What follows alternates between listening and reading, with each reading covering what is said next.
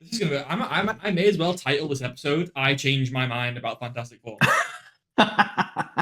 Okay, I've hit record. I've hit record. Everyone stay calm because this is Content Farm episode 20.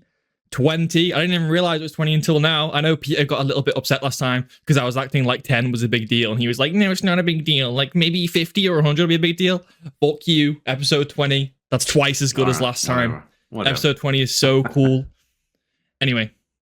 Anyway, if you can't tell, it's a Fantastic Four special. I think, Clyde, did you see it a while ago? I did see it a while ago. Yeah, me and Peter saw it yesterday. I think we both saw it yesterday or the day before, time zone respective. And yeah, we're just going to talk about that for like for the foreseeable fucking future. Got some notes down, going to go in deep on it, just to, some fun discussion, just like we did with Superman 2 weeks ago. I know it come around a little bit late. I think this movie did this movie come out before Superman? I think it was a week before Superman, maybe. But they came out pretty close together. Pretty close together, yeah. But either way, we're gonna hit it. We're gonna hit it anyway because we all saw it late. But we're gonna talk about it. Whatever. Okay. Also, I should mention this is Peter at Go on a Stick and Clyde at Salt. Both have actually changed his name on the overlay now.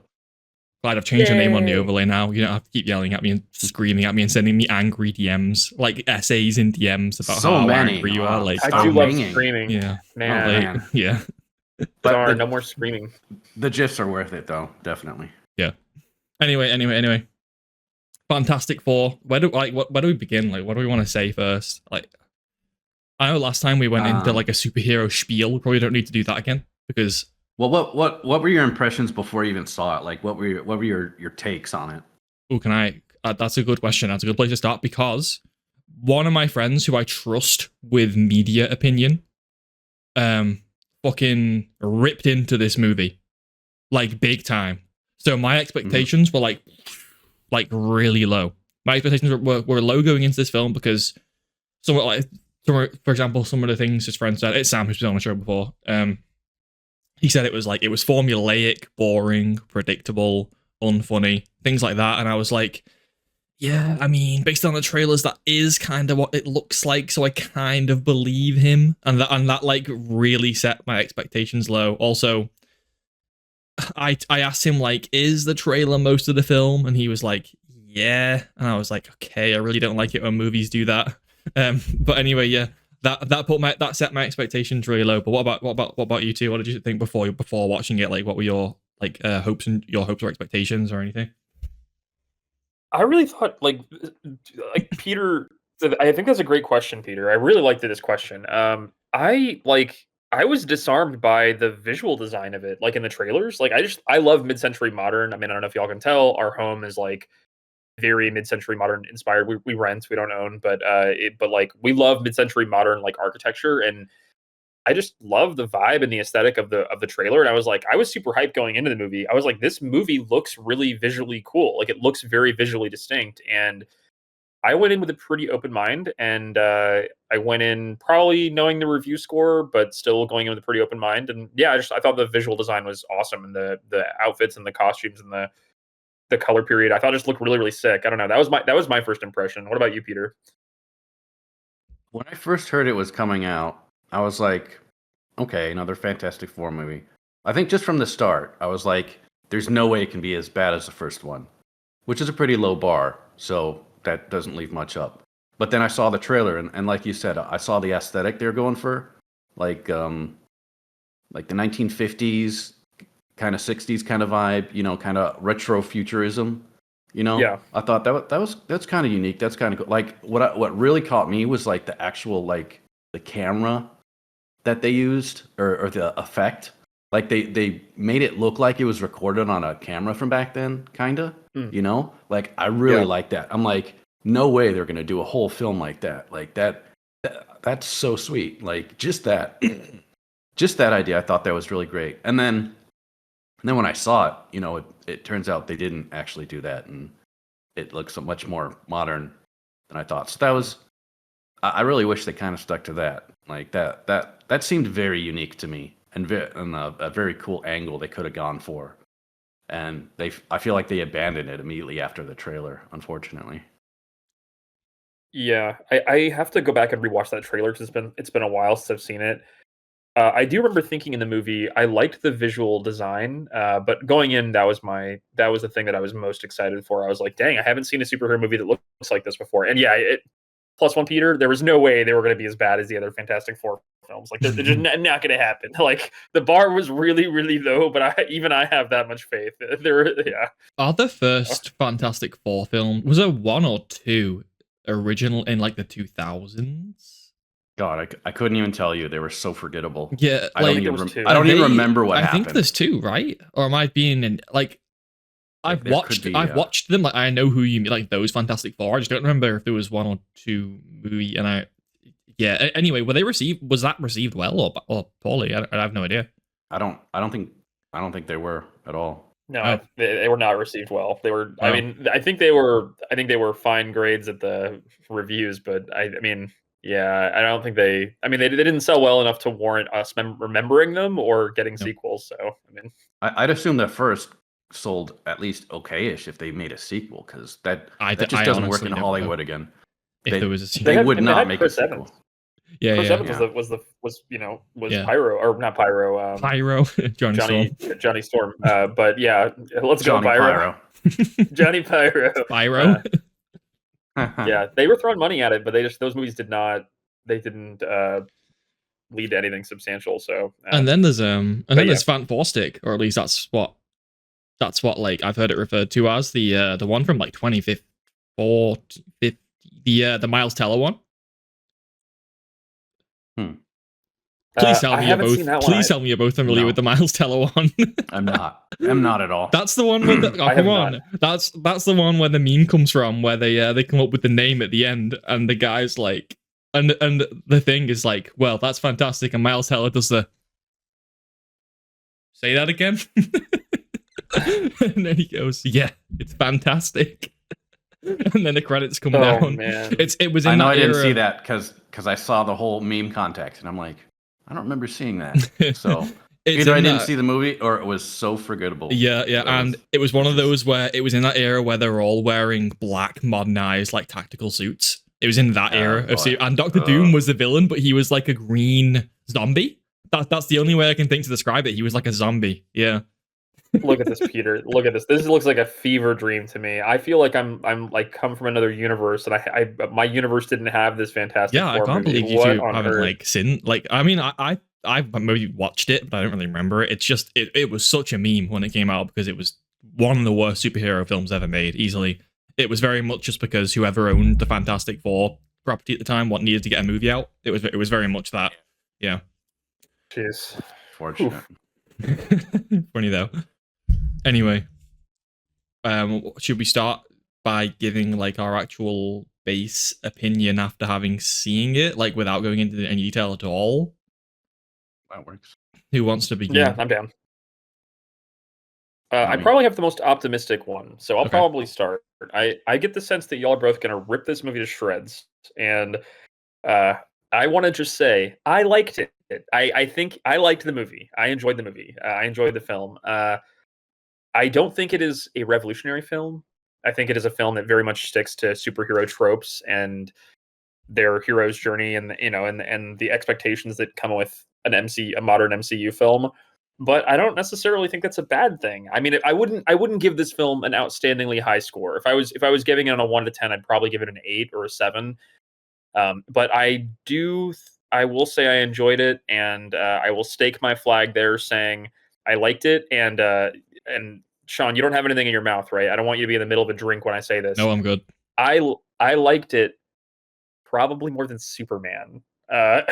So I don't want you to be like, is it too late to kick him out of the call right now? No, we can just black out his screen for the rest of the.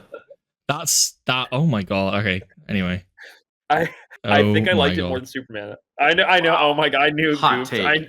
I know. Red hot take. I know. Controversial Clyde over here. Johnny Pyro take right there, buddy.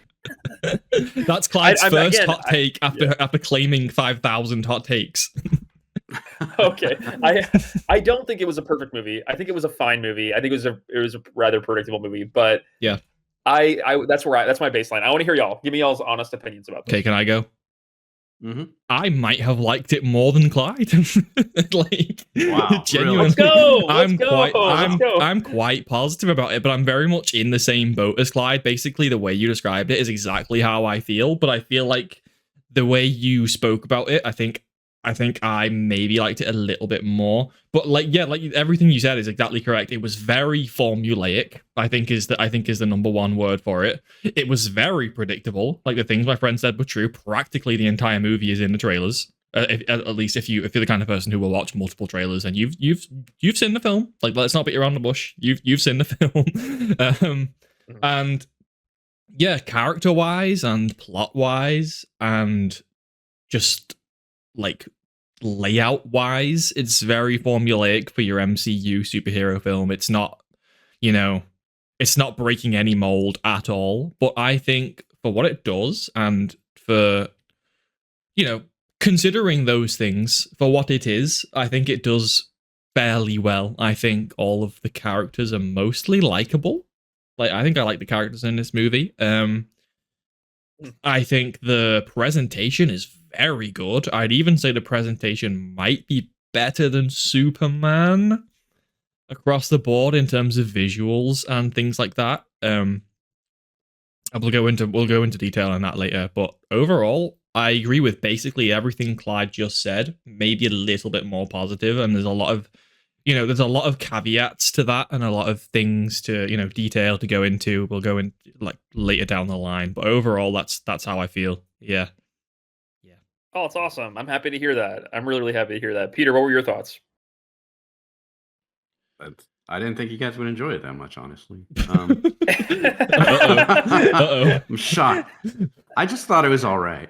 I mean, Yeah. I didn't think it was terrible. I didn't think it was amazing. I think it was like dead center, like a very safe movie as far as superhero movies go. Like, It is safe. like I think like absolutely formulaic, like to the T. Yeah. Like every single bit of it was just down the line, lowest common denominator, like and it just turned out okay, like it was watchable.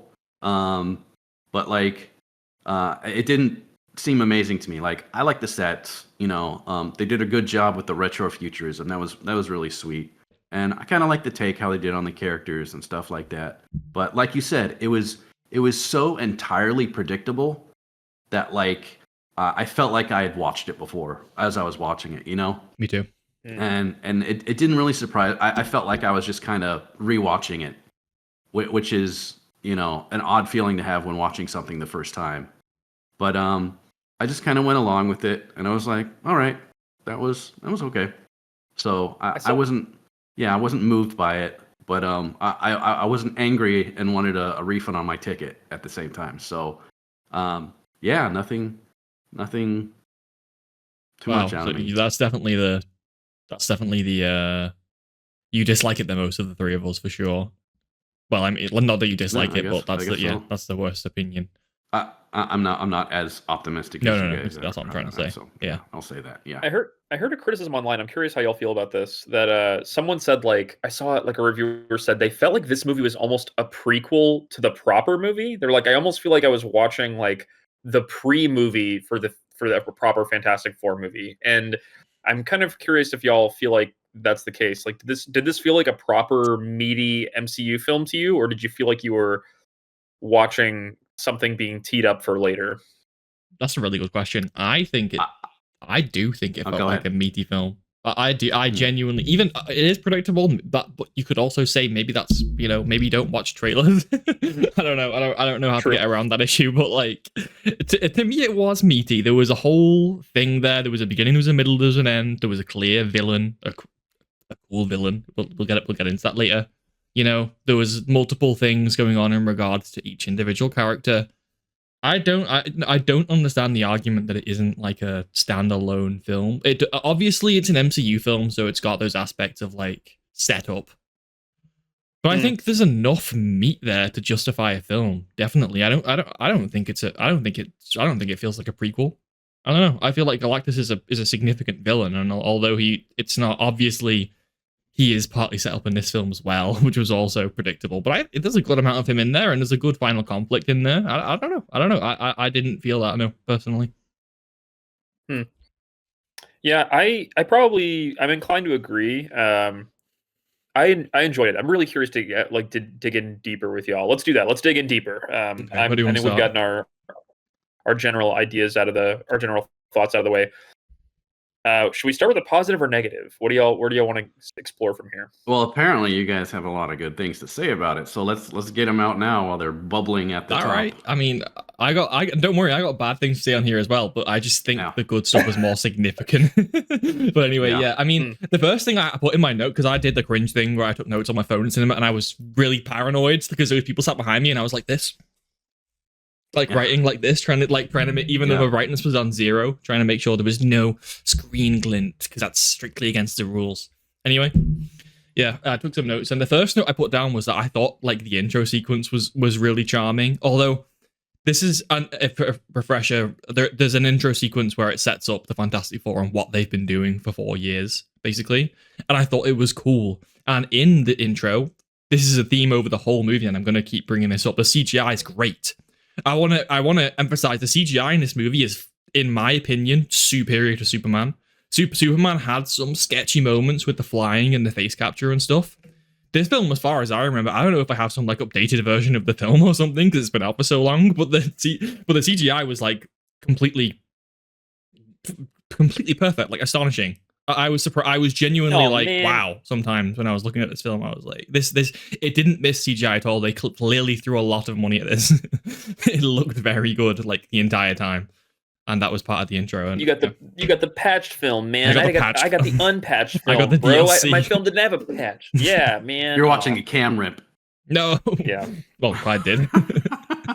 Yeah. No. Whoa, y'all, dang. No, I agree. I really like the opening sequence as well. I think it did a great job establishing like kind of setting up like, okay, this is the origin story. We're not doing an origin story film. You already know, the universe already knows these characters. I will say, this is a thing that I both love and hate about the film, but I love the first scene of the film. The first proper scene being when Sue Storm or when Sue and Reed Richards are like finding out she's pregnant, and that sets up the thesis of the film so beautifully. I love that this first scene is him going to her and saying, nothing's going to change. Everything's going to stay the same. And she looks him in the eyes and she says, things are going to change now. And he doesn't want to accept that. That is the film telling the audience in the first scene, this is the thesis of the movie. Pay attention as the movie goes on. He does not want things to change, and he's going to have to accept that things are going to change now. And that's going to echo throughout the film. And I love that the film opens with such a clear message at the very beginning.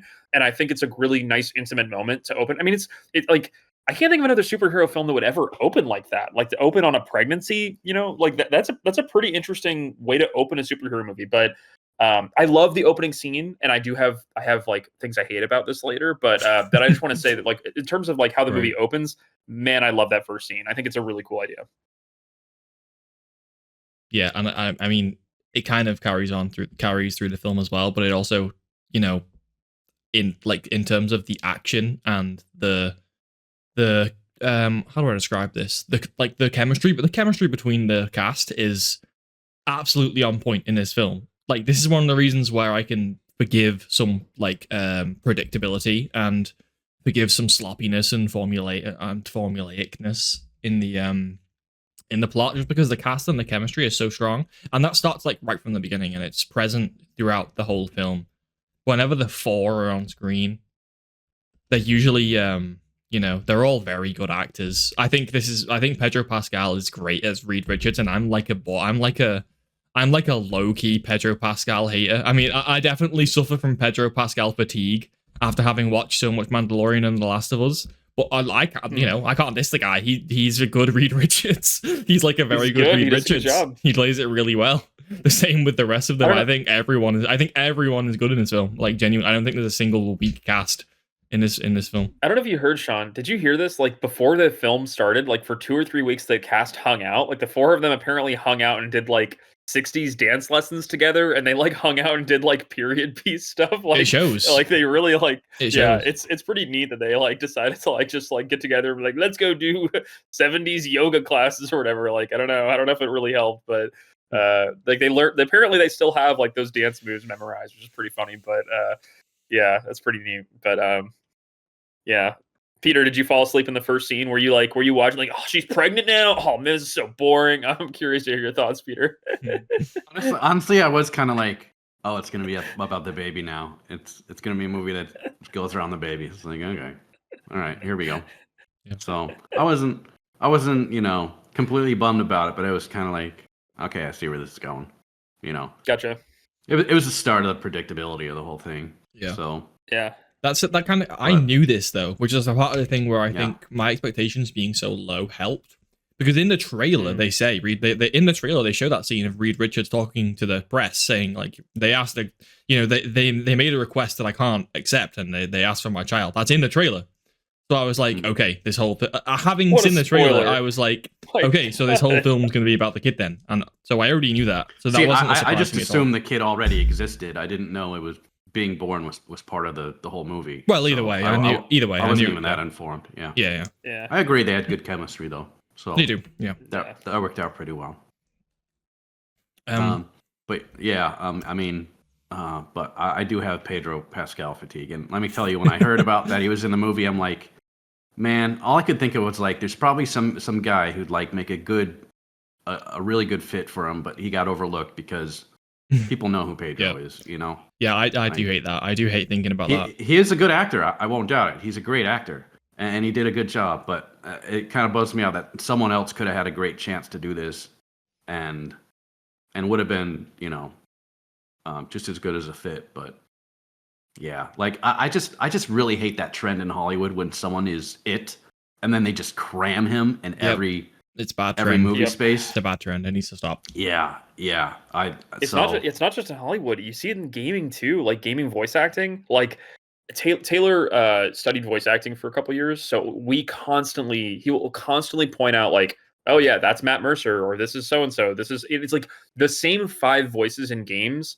pop up in every game, and it's just like I'm glad that they're successful. I'm glad that they're like they're talented voice actors, but that's a very competitive market, and it'd be nice for up and comers to get chances at those too. It's like the reason Astarion was so great in Baldur's Gate 3 is because we hadn't heard his voice 8,000 times before, and this is our first time hearing his voice. And what a breakout role! What a huge global spotlight role to put on him. And I agree. I have the same thought, Peter. Whenever I feel fatigue for an actor or voice actor, I feel like, damn, I'm glad that you're successful, but you are depriving somebody else who's really hungry for it in that industry to actually get exposure, and that really sucks. I have that thought too. No hate for him, but it just left a sour taste in my mouth just having to deal with that, But pretty good choices for the other characters though. Really good fits, Yeah, I can't say the same about that was great. Yeah, I can't spread the same hate to anyone else. I think everyone else was pretty genuinely cast. Like Yeah. That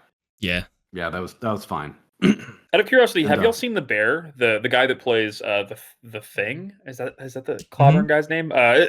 He's in the Bear. Have y'all seen the Bear? I've seen a few episodes of it, and he's very good in it. He's very good great in it. He's really good in it. Yeah. He's great. Peter, if you get a chance, I recommend the Bear. If you're into like kind of it's categorized as a comedy. I don't know if I'd call it a comedy, but like it's pretty kind of a intense. restaurateur. Yeah. It's pretty intense. It won a bunch of comedy awards, and people were like, "This show is not a comedy. Why are y'all giving this comedy awards?" But it's pretty good. But yeah, that's where Taylor and I saw him from, and we really enjoyed him in the Bear. So yeah, I thought also great casting too. All right. Yeah, I'll check it out. Something interesting that I remember when the trailers were coming out, and then shortly after the film came out as well. Everyone was like criticizing the CGI on the Silver Surfer, and in the scene where the Silver Surfer was introduced in this movie, I was like, "Wow, that looks good." Like, I don't understand what anyone was talking about. I think people are kind of forgetting what the good CGI looks like sometimes, because the Silver Surfer CGI looked like a real, actual, like physical alloy that was moving. There was like it was like dusty and fingerprinty. Obviously not like fingerprinty, but you know what I mean. It just looked very real. It looked tangible. Like you could reach out and grab it, and I was like, whoa. That definitely looks better than the last Silver Surfer. I don't know what we are talking about. like, come on now. Like I said, I think all the CGI is great, but the Silver Surfer, I think looked really cool as well. Yeah. I think the CGI was pretty good, like you said, and I feel like I didn't actually like realize that as I was watching it, which I can contribute to how good it was.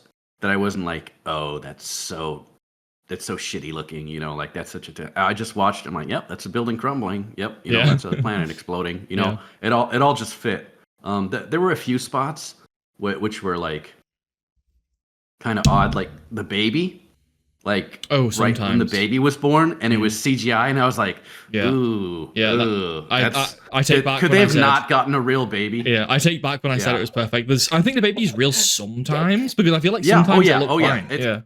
Yeah, most of the time it's real, but like the first time it came out, it was absolutely CGI, and it was just like 100%. That was awful. And then like most of the time it is real, but like and sometimes when Reed went like stretchy, it kind of looked a bit awkward. Oh, I think they did okay with that, considering how ridiculous it is to have someone stretch. Yeah. I mean, it's really hard, but I mean, on the same way, I got Harry Potter vibes where it's like he looks fine, and then he starts to stretch, and it's like they hide his face on purpose because they know it's gonna look so uncanny. You know what I mean? Yeah. Like, and it kind of did. So besides those two things, I'd say they did pretty well on it.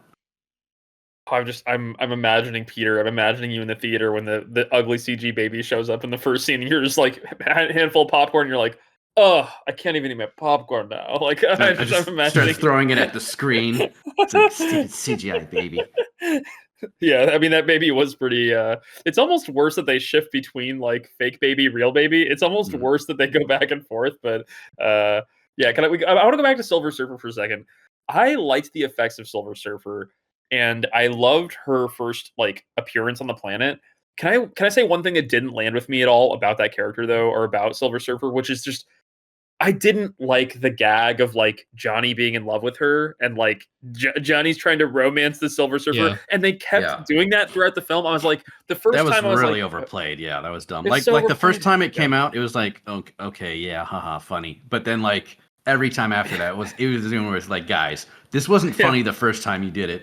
The 10th time, it's not. Yeah, there's a few jokes like that in this film. There's a few jokes like that where I'm like, this isn't landing, so why do you keep doing it? Another one in relation to the Silver Surfer was that time he says, like, oh, like, can I ask you one last question? Like, is the surfboard a part of your body? And he keeps bringing up that joke over the film, and I'm like, that wasn't that funny the first time you said it. You don't need to, like, they keep saying it as if they're like praising their own sense of humor. Like it wasn't funny the first time. It's like he says it's almost like an inside joke with the director or something. He's like, "Hey crew, haha, remember this one?" And then everyone else is like, "Wait, what? Why?" He was saying it as if he was like, "Audience laugh now, but that was not funny." I feel that way about the clobbering time thing as well. I'm sorry, like I didn't. I didn't appreciate that guy. It was it's the whole film's predictable. As soon as the clobbering time thing was said, I was so happy that it wasn't like a serious thing. Like it wasn't actually serious. It's clobbering time. It was like a really dumb thing, and they all realized it was dumb. It's like it's form of cartoon, dude. Like no, I'm not gonna say it. But when they eventually said it, I'm like, okay, this is really cheese. This is absolute cheese. But I knew they were eventually going to do it. He was eventually going to break down and do it. I absolutely knew. The second he refused it the first time, I'm like, that's okay, just eventually he's going to do it later in the movie. That's part of the formulaic thing. Like it's everything is like contributing to this formulaic feeling. Predictable, and I think that's what stopped me from like genuinely liking it. You know, more than just an average superhero movie, was just because nothing caught me off guard. Nothing, really shocked me. And, I'll take that back. The one part when I guess spoiler warning, but I think we're far past that point. Well, it goes without saying, but we're going to break down the whole film. When Sue Storm died, I was like, whoa, they're letting Sue Storm die. I'm like, okay, all right. I'm genuinely shocked. Like, okay, I did not see this coming at all. Like, bravo for them. This is really brave for them to kill off and then she comes back to life. I'm like, Oh yeah, no, she was never dying. Because the Fantastic Four are set for many Avengers films. Like none of them are ever, none of them are dying in this film. You may as well just they may as well say at the beginning on a PowerPoint presentation, no one is dying. Yeah, when she was lying there, I'm like, no way she's dead. No way she's dead. No way she's dead. No, they wouldn't let her kill her. And then eventually I'm like, wow, they actually went, and then she comes back to life, and I'm like, okay. No, there was no suspense for me there either. Well, I mean, first of all, I think Vanessa Kirby was like, they already confirmed like to the public that she's in Avengers Doomsday. So I don't know. So the death bait was a bit strange, but obviously not everyone will have seen that.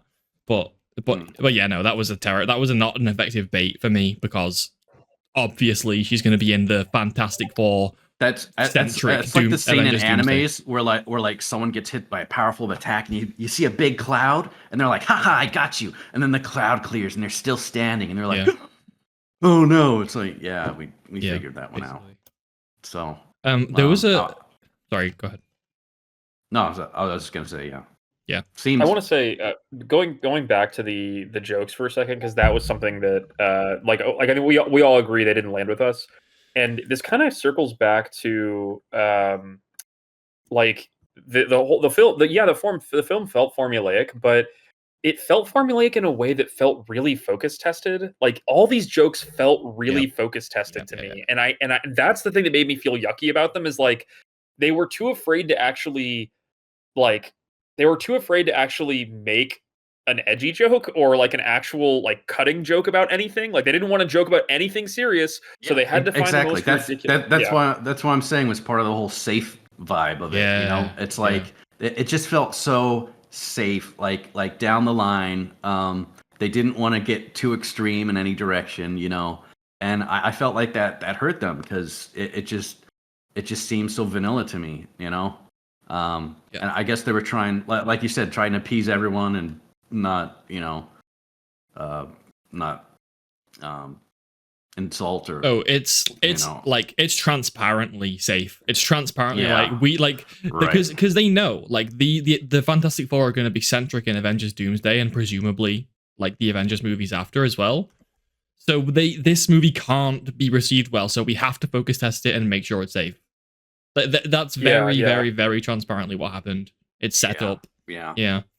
It sucks. It really sucks, because they could have found there's so much lore and history with these characters, and they could have found something interesting about modern, you know, like modern life to talk about, or modern ideas or modern dilemmas that we face in society. And they just went this really safe route of these dorky jokes that just don't land. He's dating the alien. Their surfboard is part of her body. And it's like, oh, I felt like I was being focus tested in those moments. Like I was like, dang, I don't feel good about these jokes. And it's like you said, Peter, it's like you said, Sean, they bring them back not once, not twice, but they're like, we hope you like these jokes, because we're gonna make them 10 more times in this movie. No, speaking of, like, this is so weird, but it's always 3. That's how focus tested it is. It's always 3. It's like they asked a group of people how many times is 2 enough? No. Is 4 too many? Yes.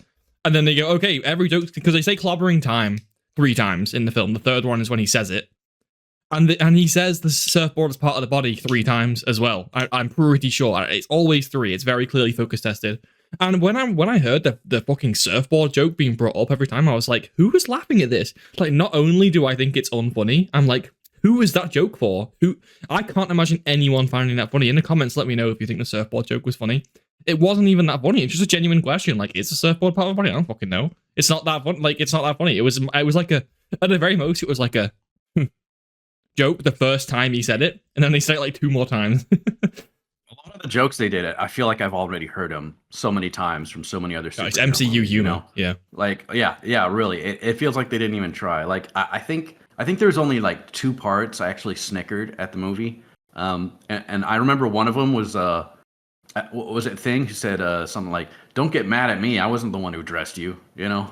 Yeah, something like that. Okay. I was like, okay. It's usually the moments between because their energy is so nice. It's some of the moments between, usually like the Thing and Johnny in particular. Those 2 are quite funny, especially in like, do you remember the kitchen scene at the beginning where the robot is making the food? That was quite funny. That was quite a good scene. All those scenes involving those characters are great. Kind of going back to early in the film, again though, and it's do the thing again. There was a scene that I took a note of because I quite liked it, where he's looking at a TV through the wall, like a nice cool 80s TV, because obviously they got this cool vibe, and wherever they've got this, whenever they have the scenes of the thing with this hat on in the street, it looks really cool. Like the set design is really cool, and you know, the cars and things like that is great. And there's one scene in particular where he walks past a TV, like a TV store, and on the window there's a video playing, or an old broadcast playing of him before he was a rock, and he looks kind of visibly sad about it, and then the TV turns off and it's just his like sad reflection in the glass. And I was like, oh wait, we're doing like, you know, that's nice, cool character stuff here. You know, he is ugly now. Like that must be a bit sad. I feel like they could have gone. They could have. I feel like they could have gone much more into that. I feel like that's them being safe again. Yeah. They didn't touch it too hard. Yeah. And they just like crammed it in. They were like, oh yeah, let's make a reference to it. Where like it really could have been a whole thing. I would have probably liked it. One of the best parts of. Yeah, they didn't. Like, they were too scared. Not risky. Explore this, because he really did. You know, and I remember someone mentioning like he had a relationship with some woman, and like it was so hard because like he wanted so bad just to be human, and like it, and even that relationship he had with that one woman, I don't even know what was going on with that. Like he says hello to her once, and then like he goes to like I don't know if it's a synagogue or something, and he says hello, place. And like that's the entirety of their interaction together, and it was like, so why even show this at all? Why is this here? That's supposed to be the end of his arc, from being too afraid to express himself to being brave enough to go. Because the line is at the end, he says like, "Oh, I'm not gonna beat around the bush. Like, I came here to see you." Like, that's what he says at the end of the movie. That's supposed to be the the progression, but it's so safe and so subtle because they don't want to take risks. This film didn't want to take risks at all. They were like, we'll put it in there, but we'll make it like so insignificant that no one can cry about it. Like no one can have an issue with it because we're not going to do it. And it ended up being nothing. And people like me are like, why did they show this? It's not doing much at all. It feels like it has no purpose. So plus 1 million. I hated that scene. It felt so forced. It felt like, absolutely. He needs a love interest. He needs she immediately likes him, and she's super into the whole "you're a giant rock person" thing. And it's like, he says, "I like you," and she smiles, and that's it. Okay, no more. Yeah, it's tragic. Yeah, it's a shame because like that character's physical appearance. Like he lives in a world where everyone else can cut their hair and change their, and get tattoos and look different. They can. He actually can shave. He just has to use one of those saws, which I think was quite funny. That was a good gag. I thought that was cool. That was a funny bit. I like it. But I think there was more meat on those bones there. There's so much more of a meaty identity story there about how everyone else can really fluidly change how they want to look, and he really can't. He really is stuck like this preacher. And I just, man, there is a version of that script, I'm sure, that had a much meatier story, but I completely agree, Peter. Like, when they were giving each other googly eyes over nothing, I was like, what is going on here? This is like, you've known her for 2 seconds. Like, what's going on here? Like, it was not a good storyline. It did not tug on my heartstrings. Yeah, no, it's not risky enough. It's not brave enough. Sorry, I should say. Yeah. There's some other scene that I thought was quite like one of the more funny scenes and endearing is when the kids are like asking him to go and pick up the car. That's a good scene. I like that. That was cool. Yeah, and he's like cool. Reluctant. Yeah. He's like, really? But he picks it up. Yeah, and like, he was messing around like, and then they go, I can't do it. And then they go, throw the car. And I was like, whoa, Jesus. He actually fakes it. I'm like, okay, that's cool. Yeah, that was funny. That was a good scene. His scenes are generally quite entertaining. He's a good character and a good actor. There was one other scene involving him and Reed Richards where he tells him, like, Reed Richards apologizing, "I'm sorry that you look this way. It's my fault." And he's like, "No, man, don't apologize." That was a good scene, and there's an interesting storyline going on there. But it's because the rest of the story pieces don't add up to a cohesive story that it like that scene gets lost, and it doesn't feel as impactful as it otherwise should, because it's like, he's got so many other things going on, and it doesn't feel good. One thing I don't know, I'm curious to hear y'all's thoughts about this. The thing to me, the thing in this movie really represents like the common everyday guy. I said everyday guy. Like, he's like on the street.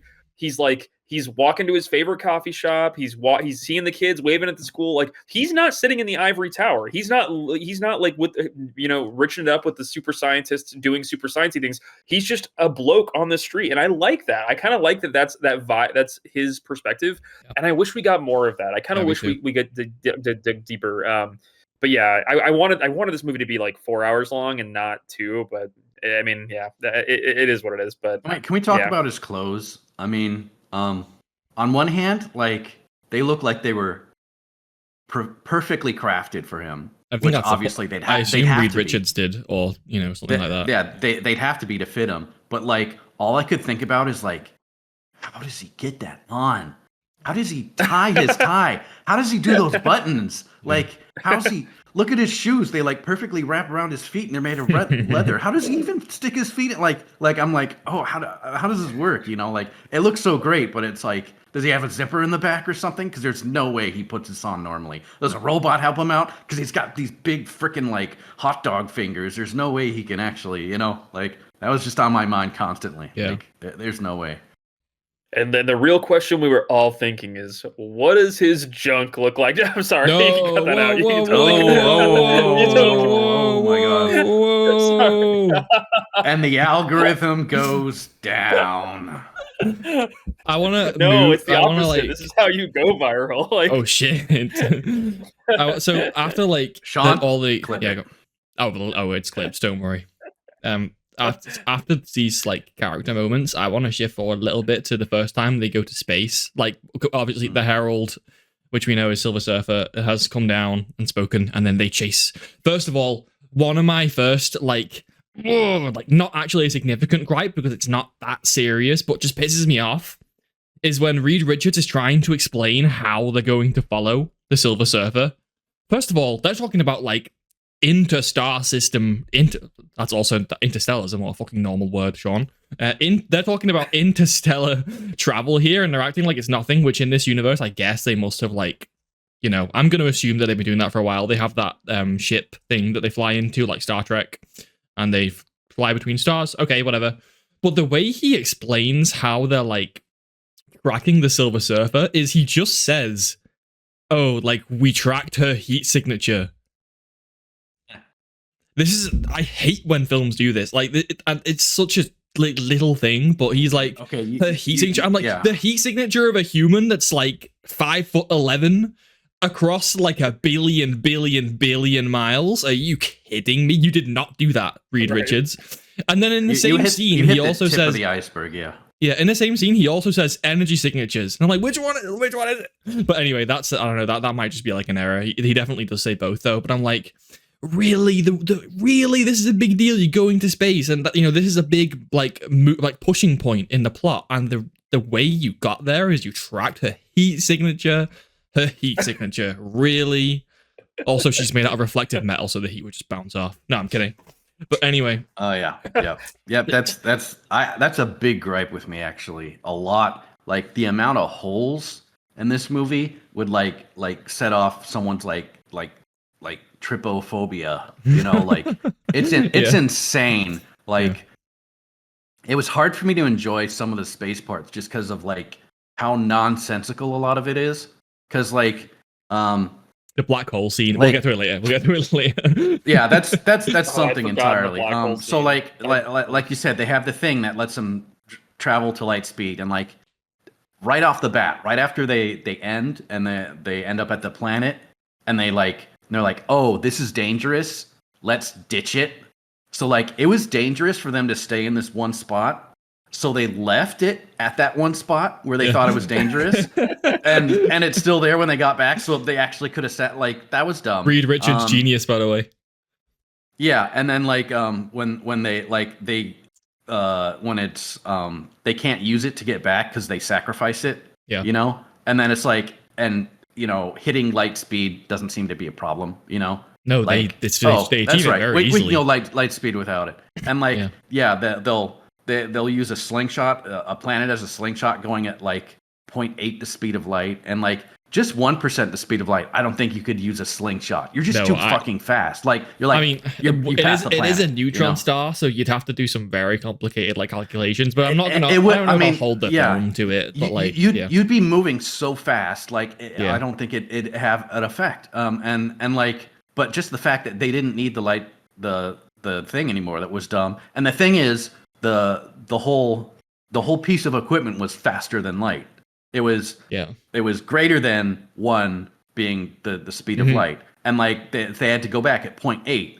And as everyone knows, if you travel light years less than the speed of light, it's gonna take years. So that didn't make any sense to me. And then like as they're traveling at past the speed of light, near the speed of light, whatever, like the Silver Surfer's right there, fucking behind them. The Silver Surfer is OP. Like this cannot be overstated. She is OP. That's not just fast. That is her speed, teleportation. Yeah, like unbelievable. It's just completely out of whack. Like she's such a what do you call it? Part of a movie trend where it's just plot convenient device. Yeah, a contrivance. Yeah. It's just so convenient that she's wherever she needs to be, no matter what. Oh, she got sucked into a neutron star, or whatever. She got out. What? How? Would you say she's like if aura farming? No. She's not aura farming, but yes, she is a plot tool. It just nothing makes sense. Like even when she was going sucked in, like okay, the weakest point. When she was getting sucked in, because the closer she got, the stronger the gravity would be, right? So it makes sense. If she couldn't escape when it was at its weakest, then how could she escape when it was at its strongest? Like, that didn't make any sense to me. They have a scene where Reed Richards explains that he works out the math and it'll take her like multiple months to get out. Obviously, I'll just take the film at face value. Like, I'm not gonna ask the film to go and do quantum physics. Right, but like it's just like it has to make sense. Just her speed. Yeah. Like I remember, she was leaving the when she's leaving the atmosphere, and then Johnny follows her. Grabs her board. Like at her speed, how is he even able to do that? Because there was a scene when she was destroying the teleporters. You could see she was just hitting every major city in seconds. Yeah, but that's still like 0.00001% of the speed she was flying in that fucking spaceship scene. That was exactly. And then like when she goes to hit the last one, she's just kind of gingerly moving, and then so like she's able to go these massive speeds, and like she's slow whenever they need him to be slow. She must be aura farming. That's the kind of explanation. Yeah, she's going slow for the shot. Like she's aura farming. She is aura farming. Yeah. I want to ask before we keep I think before we get further into the space sequence, I want to ask y'all something about a feeling I have about them going into space. Like because this is something that while you were talking about this, I thought about it, and it felt like the film doesn't do a great job of making the feeling of them going into space feel significant. Like it doesn't feel like a big event or a special event for them. And I know they've gone into space before, and that's where their origin story takes place. But the idea of them like chasing after Silver Surfer and going on this expedition doesn't feel like a big deal to me, in the same way that like, I don't know if y'all think about it, and if y'all have seen Avengers Infinity War, like where Spider-Man early in that movie, he sneaks aboard like an alien spacecraft that's coming down, and that spacecraft lifts up out of New York and flies off into space. And we see Tom Holland look down at New York as it shrinks to the size of a dot, and he's like, "Oh shit, I'm going into space for the first time." It feels significant. We connect with him in that moment because we're like, "Holy shit, he's going on an adventure." But I didn't feel that way about Fantastic Four. I felt like it feels like a common. I guess they go into space every weekend. Yeah, I don't know. Yeah. Like, I think you just solved. Like, I think that is it. I think that is it. I think for them, they've just been doing it for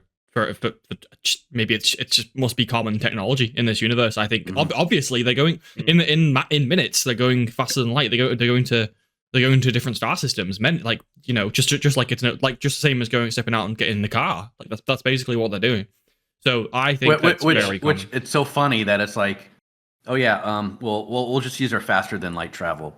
It's like, Yeah. Hold on. Yeah. Wait a second. You have faster than light travel, and it's just kind of sitting there It's kind of unused. there. Yeah. It's like, whenever we need it. Why are we it's not like, colonizing? We could be exploring galaxies, and we're just Yeah. sitting here like, yeah, that's the faster than light thing up there. Yeah, that's so true. That is actually so true. What the that should be like they should have a space empire. That's how that's how absolutely boring they made it. That it's like, anyways, let's do the faster than light thing. The FTL, whatever. Let's go. And I'm like, that's such a good point. And I never even thought about that because naturally in the in the timeline of advancing the civilization, you would colonize like potentially like all planets in the solar system before you even think about faster than light travel. Faster than light travel is so advanced. As many people theorize that it isn't actually possible. According to current physics, it isn't possible. The only way it would be possible is if current physics is wrong or expanded upon. So that's so advanced that that can't just be a thing that's just we're in basically normal 80s New York, but there's some faster than light travel hanging around. That's not, you can't have both of those things. That really makes no sense. But yeah, and then it's gone. It gets destroyed, and it's like, that's all right. We'll make it home. Yeah, we don't need faster than light. We'll just do near light. It's close enough. Peter, I love that you were gooped by the faster than light travel button, and I wish I could see you in the theater being like, what the hell? And I could just tell you in 5 minutes you're gonna see the ugliest CGI baby you've ever seen, and just know that you're in for a bad time. Oh man. Oh, I have a question about that. This is the thing that my friend brought up, and I was like, oh, I don't know. I didn't even think about it. Is Reed Richards allowing his pregnant wife to go to a different star system in a spaceship reasonable? Yeah, they saw no issue with it. It was hardly even mentioned. It wasn't even a discussion. No. They weren't I assumed there was going to be a scene where Sue, you can't come. You're expecting. It's you need to take it easy, or you can't risk both. It wasn't even a thing. It's just oh yeah, pregnant lady's getting on the spacecraft. Feels like many deleted scenes. Possibly. Oh yeah, we're gonna go fly into space, and we're gonna confront a planet-eating monster with a baby. with a baby on board.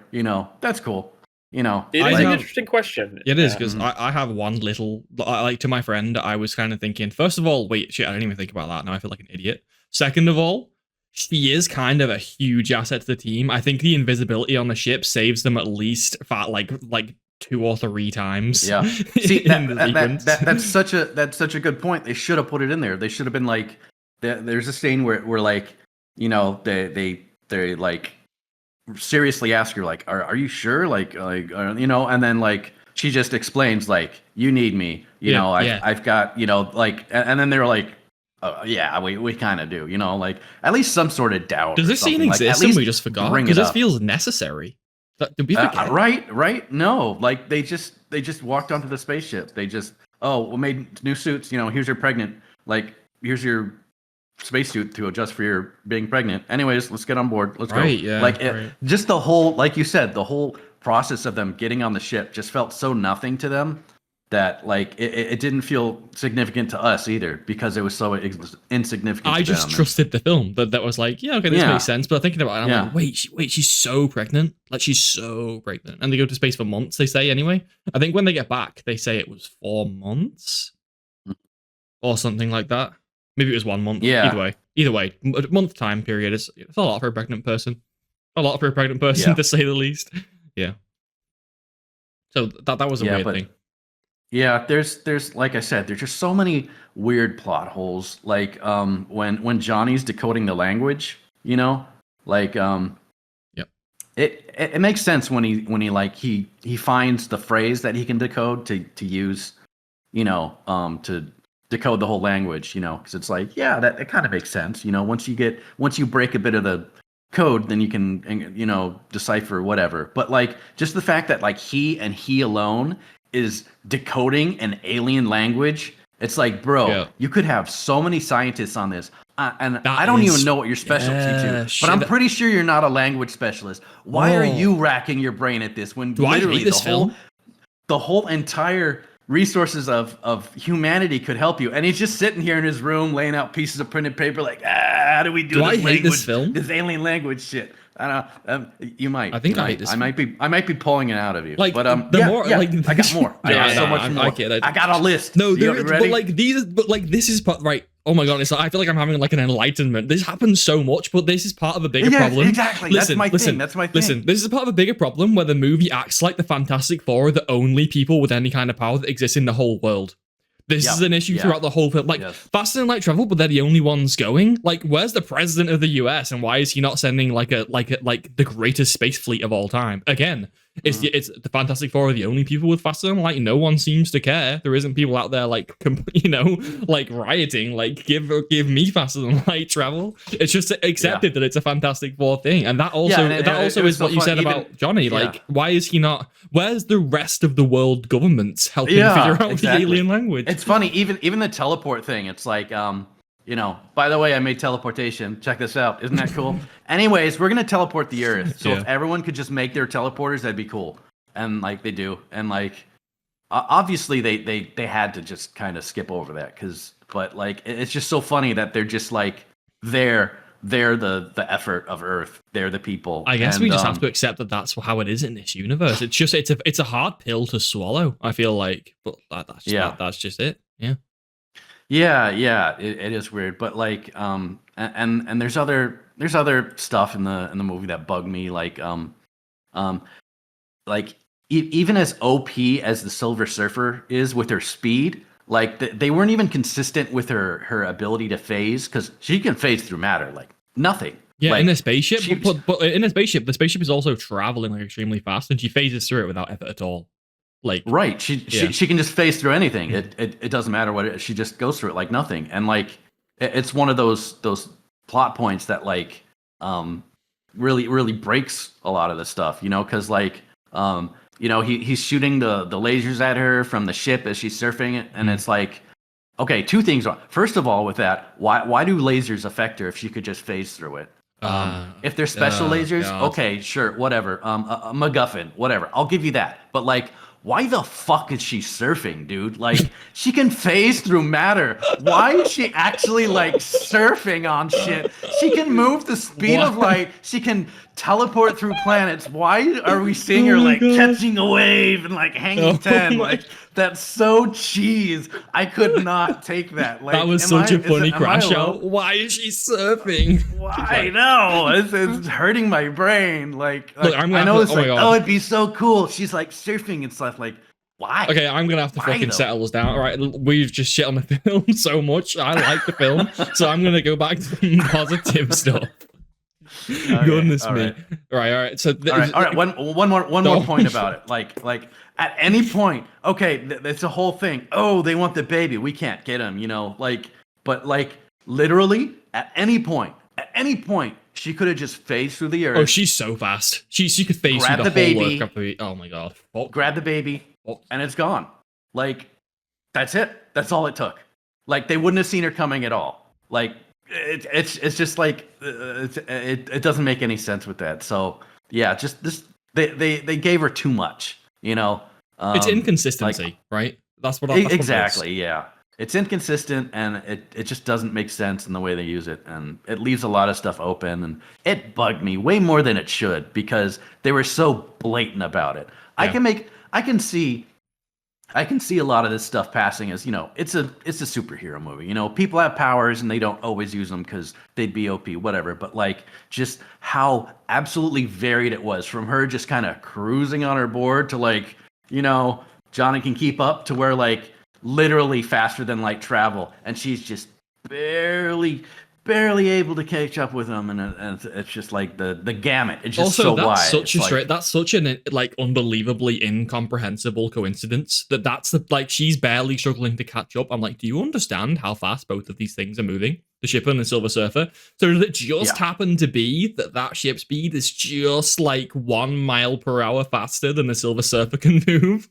Like, what are the chances of that coincidence? Like she's barely catching up, and like he knocks her over, and like she flies out of the stream or whatever. She does, yeah.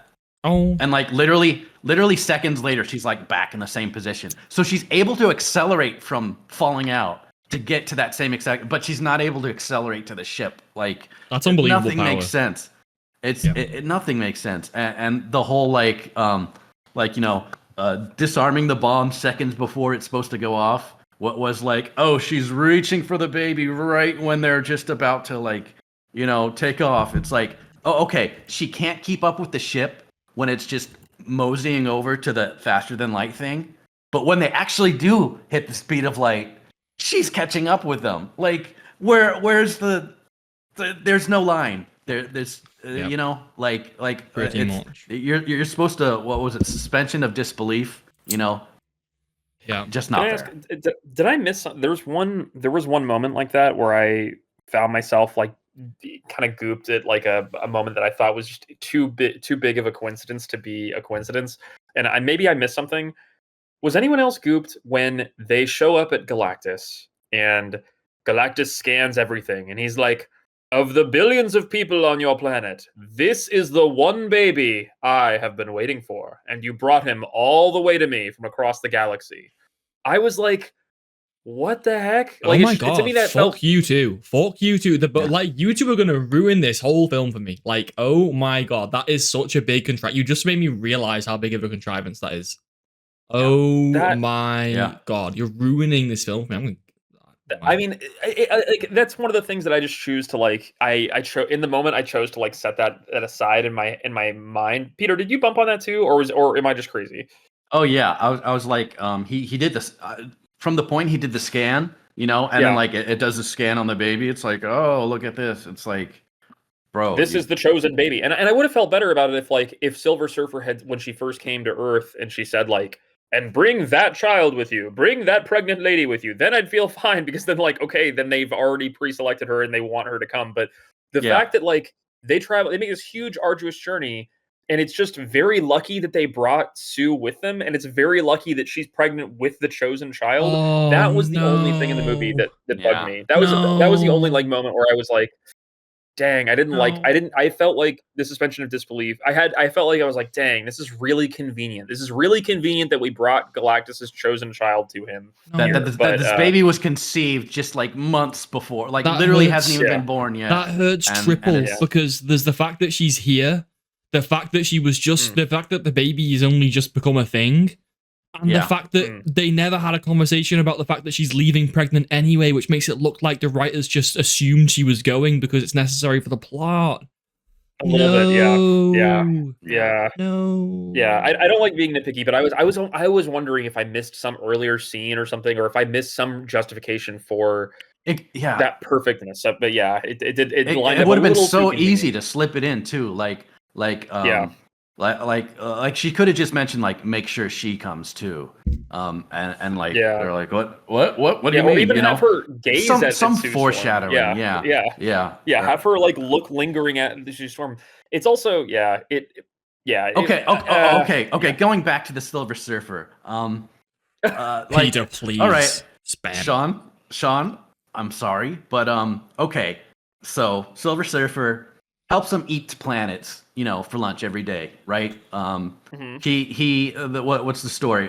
She saved her planet by being the Silver Surfer, so she could eat so here she is, which is like the 30th planet that she's helped destroy. She's she's just chilling, whatever. It's another planet to her. And so Johnny, he happens to have these recordings of all these planets she destroyed, and he's like, hey, did you know that you helped destroy planets? And she's like, what?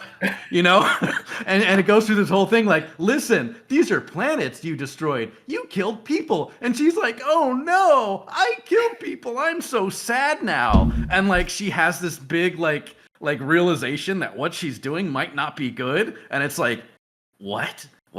Wait, what? Why is this suddenly a thing? Why do you suddenly care now? Peter, you're just a Silver Surfer hater, okay? And you you're know such what? A fucking We hater. stand like, you're such a hater. It's so bullshit. It's and then from that point, she's fine with helping them because she'd like to end. Apparently, she'd be okay if Galactus is dead. But this was the one who just saw they were about to teleport Earth away, and she's like, no, I'm gonna stop you from saving your planet, because fuck you. And then they're like, hey, maybe destroying planets is bad. And she's like, damn, got me there. Guess I'll help you out. It was just such a strange flip. Like if they just cut that scene out and at the end, like she just unexpectedly knocks Johnny away, like, no, I'm gonna sacrifice, like that would have been like, okay, that was cool. Didn't see that coming. Wow. She at the end, when it finally mattered, she turns on him, right? But no, they had to make this big bullshit thing, and like like just, you know, with the and like the part of that is like that's the only reason he decoded the language for, like, just to make her feel bad, because that was the only use he got out of it, right? So that whole thing with him going through the language and stuff like that, it's like, and like the funny thing is, like, that wasn't even part of the plan, you know? Like, they didn't plan for her to destroy the teleporters, right? They had no idea she was going to do it. So as she's coming to destroy the last teleporter, he has all these screens set up, and he knows ahead of time she's going to be here, so he's going to stop her. Like, what the fuck? That scene made no sense. Also, I thought this scene was weird because all the screens just have an audio visualizer on them. And I'm like, did you need to set up all the screens to play an audio visualizer? Did that help at all? No, because it was an audio-only thing. So why did you go through the effort of putting an audio visualizer on all the screens? It was for us, apparently, because we can't realize all these. We don't know what audio is. Yeah. Yeah, we don't know what we have to know what all this audio playing at once looks like, because, you know, if they played it all at once, look like wave. Yeah. Well, okay, so we just shat on the film for like 20 minutes. I'm going to pull back to a little bit of positivity. When they fly to the planet, I think, first of all, I wrote a note in my phone because I thought the faster than light travel looked fantastic. No pun intended. I thought it looked really cool, like the actual act of flying, and then when they emerge and look at the planet and the planet gets destroyed, this is like top of the line CGI, like no exaggeration. This is basically the best it looks in 2025. And then when they go to the place and to visit Galactus, I guess we should talk about Galactus, right? This is the first time we actually see him.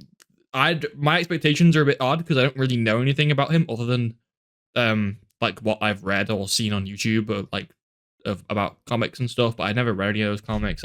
I know in one of the films it's a cloud, so I'm not counting that. Other than that, what did we think about the way Galactus was presented? Not being familiar with the comics, I just assumed he'd be way bigger. Yeah. Like, I know that people are probably screaming at me like, no, he was just barely bigger than a building in the comic. Like no, I think I just assumed that Galactus, the consumer of planets, would be this massive dude because he has this hunger, you know, and like he's just like, you know, a little bigger than a building, and he's like consuming entire planets, and it's not satiating him. It's that just seemed weird to me, you know. The scale was definitely a little weird. I like the visual design of it. I actually really like the effects on his eyes, like the light rays on his eyes. I thought it looked sick. I was like, I mean, I think Galactus is a villain that is very easy to do badly. Like it's very easy to do these giant hulky. Yeah, it's very easy to do them bad, really like Cloud, or just goofy and unintimidating. But I don't know. I liked the scene with them looking up at him and like the booming voice and the light eyes. I don't know. I thought overall it landed pretty well with me, but the scale is definitely off. I agree. Yeah, there's something wrong with the scale there. I'm unsure about the scale. I mean, I've seen multiple comic panels with him in them. Some of them he's like walking around in space and he's like wants to eat Earth with his mouth, like that kind of size. Some comic panels I've seen some comic panels of him walking around New York though, so I'm assuming in comic canon he can kind of alter his size dependingly, because that would make sense, right? You don't always want to be bigger than the planet because you're gonna have to go down and deal with the people on the planet at some point, right? So you're gonna change that. Right. Like I've seen some panels where it's like you can see him behind the Earth, you know, like getting. But I didn't know if that was like just like a cover panel, like you know, like you know, the Kingpin hovering over the Earth, like, oh, it's mine or something, you know, like so.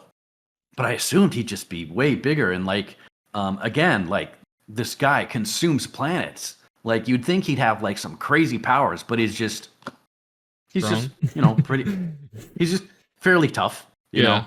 Like this is true. Yeah, he didn't have much special about him. It was kind of lame. He just slowly walks down the street, you know, and then like they're shooting fire at him and stuff, and he's getting hurt. It's like I felt like he should have been a bit more resilient than, ooh, fire doesn't hurt him. It's like, okay, that's not a big surprise. Especially when But, again, Yeah. again, it's this thing of the Fantastic Four doing everything. Like, if we are planning to ambush Galactus, wouldn't like Right. a couple of like F-18 Super Hornet fighter jets like be kind of be? I'm just saying, I'm just saying. I know the Fantastic Four are cool and they're in charge of the world and everything, but like, isn't this like a really big deal? Like, in terms of yeah. the biggest deal in human history if they survive. So I feel like I know it's kind of a trope, but like usually a lot of the stuff we see the armies of the world like feebly, but at least bravely attempting to do something. Yeah. We're not just gonna sit here and be like, oh my god, he's attacking Earth. Fantastic Four. There's so much trust. There's so much Same faith in the as- Fantastic Yeah, Four. yeah, exactly. And I can pinpoint that to a scene where they get back from space and they're having the conference, and then they're like, and then everyone's like, so did you kill Galactus or did you take care of him? And then everyone's like, huh? And they're like, well, no. It's like, oh, come on, you didn't kill the big thing. What do you do? You know, like it was really cheesy. Where like the whole world's kind of expecting them to have solved the problem, you know, and then they get back and they're all disappointed at him and stuff, and it was super weird, and like, yeah, it definitely works in with like they're just expecting him to do everything, and they're disappointed when they don't, you know, like I kind of left a sour taste in my mouth. Clyde was joking about getting me a Silver Surfer plushie, and I was just talking about how, you know, like the design's cool, and I agree the CGI was pretty neat, but like it's just she's just such a weird part of the story, and like, you know, even ignoring how wacky her physics are, like just her existence is weird. Like, why do you need someone to go to the planets and warn them that they're about to be eaten? You know, like, why is that even necessary? Like, what the fuck? Like, what's the point of that? Why even warn them? You know, like it's so stupid. I don't understand. You know, it's so that's. do I make sense? Yeah, You make that sense. does make sense. And there's one other question here that I'm curious to hear your thoughts on, if this drove you crazy. But like, so, and I promise that I'm not. I have a positive thing to say after this, but I want to get this. Just be honest, okay? There's no agenda here. I know. There's no agenda. There's no agenda here. Just be honest. No, but I do have a scene I want to hype up. But there is a paradox here of like Galactus wants this baby more than anything, right? This is his chosen one. He wants his baby. And his threat is like, if you don't give me this baby, this chosen one, I'm going to blow up the planet and kill the baby. Like, it's like, dude, like, you can't have your cake and eat it too. Like, if you like, it feels weird to me that his threat is basically moot. Like, if this child is really as important to him as he claims, then he wouldn't even be threatening to blow up the planet. I actually have pushback to this. I think for some reason in my head I was assuming that when he says like I'll destroy the planet, what he actually means is, if you don't hand over the baby for free, I'll just destroy the planet and take the baby for myself. That's how I took his threat. But that's me doing some legwork for the movie, to be honest, because the movie never clarifies that. But I took it as, if you just give me the baby, like, I'll just leave the planet, go to a different one. But if you don't leave the baby, I'll just eat the planet. Apart from, you know, I'll just leave the baby like a leftover, I can see that. Although, that does remind me of when he does get to the planet and they do the switcheroo with the baby, and he catches on. He does the scan, and he goes, "Smart little humans. Oh, it's over here," you know, like, and then like immediately, the Fantastic Four should have. What should they have done? Gone to the baby, right? Is that? They should have. The second he knew where the baby was, they should have cut him off, got to the baby, protected him, something like. Instead, they kept fighting him, and like he eventually gets like Johnny could have flown to him, like also his mother of all people. I would have assumed she would have taken that car, flown to the baby to like protect him. Instead, she's like trying to hit him with the car or some stupid shit, and like I don't know. That was dumb. I felt like Not that to was be that really guy, weird. not to be that guy, but Yeah. if Johnny just goes and picks up the baby, it's set up. He's fast at flying, right? He flies to space in like no time in the earlier scene. Could he not have just picked up the baby and flown to like fucking Australia? That would at least put like 15 minutes on Galactus, surely. In terms of like delay time. What's he do? He's slow. He's slow. Even if he has to even if he has to like zip up back to his ship and then fly over, that's still like 5 minutes. Like you're buying like 5 minutes of time. Yeah. Yeah. The rules are made up for sure. How did he get to the baby before they did with all the powers they had? So he's not makes no fast. sense. He's not fast. No, he's not fast at all. So that's very BS. I do want to go back to one scene that we glossed over or we skipped. It's probably an uncomfortable scene for three men to talk about, but I want to celebrate the movie for doing like a space birthing scene. I thought that was pretty wild, and I was like, I don't know, like it's pretty crazy that they like this made it through the script, and I don't know. I thought how it was executed was pretty beautiful, and I was like, dang, like I've never seen a baby be born in a superhero movie before. Have I? Is that actually true? Have we seen a baby born in a superhero movie? I don't know. I feel like we have. I don't know. I really didn't feel like this was significant when I was watching it. Is there a reason this is significant? I don't know. I'm trying to think of one, and I can't think of one at this particular moment. But it just felt like a very nice moment, and I enjoyed it. And I thought, nice moment. hey, this is pretty well done. Like, I mean, yeah, it was toned down. There ruined wasn't, by like, the fucked up CGI the second it leaves the womb, and you see that ghastly hand reach up, and you're like, oh god, they use CGI. They couldn't use a real. I know baby exactly hand the scene you mean with the hand. Like I thought the exact same thing when I saw. Also, like, it's in hindsight ruined by the fact that I'm like, should she really be here? That's like another thing that's like, okay.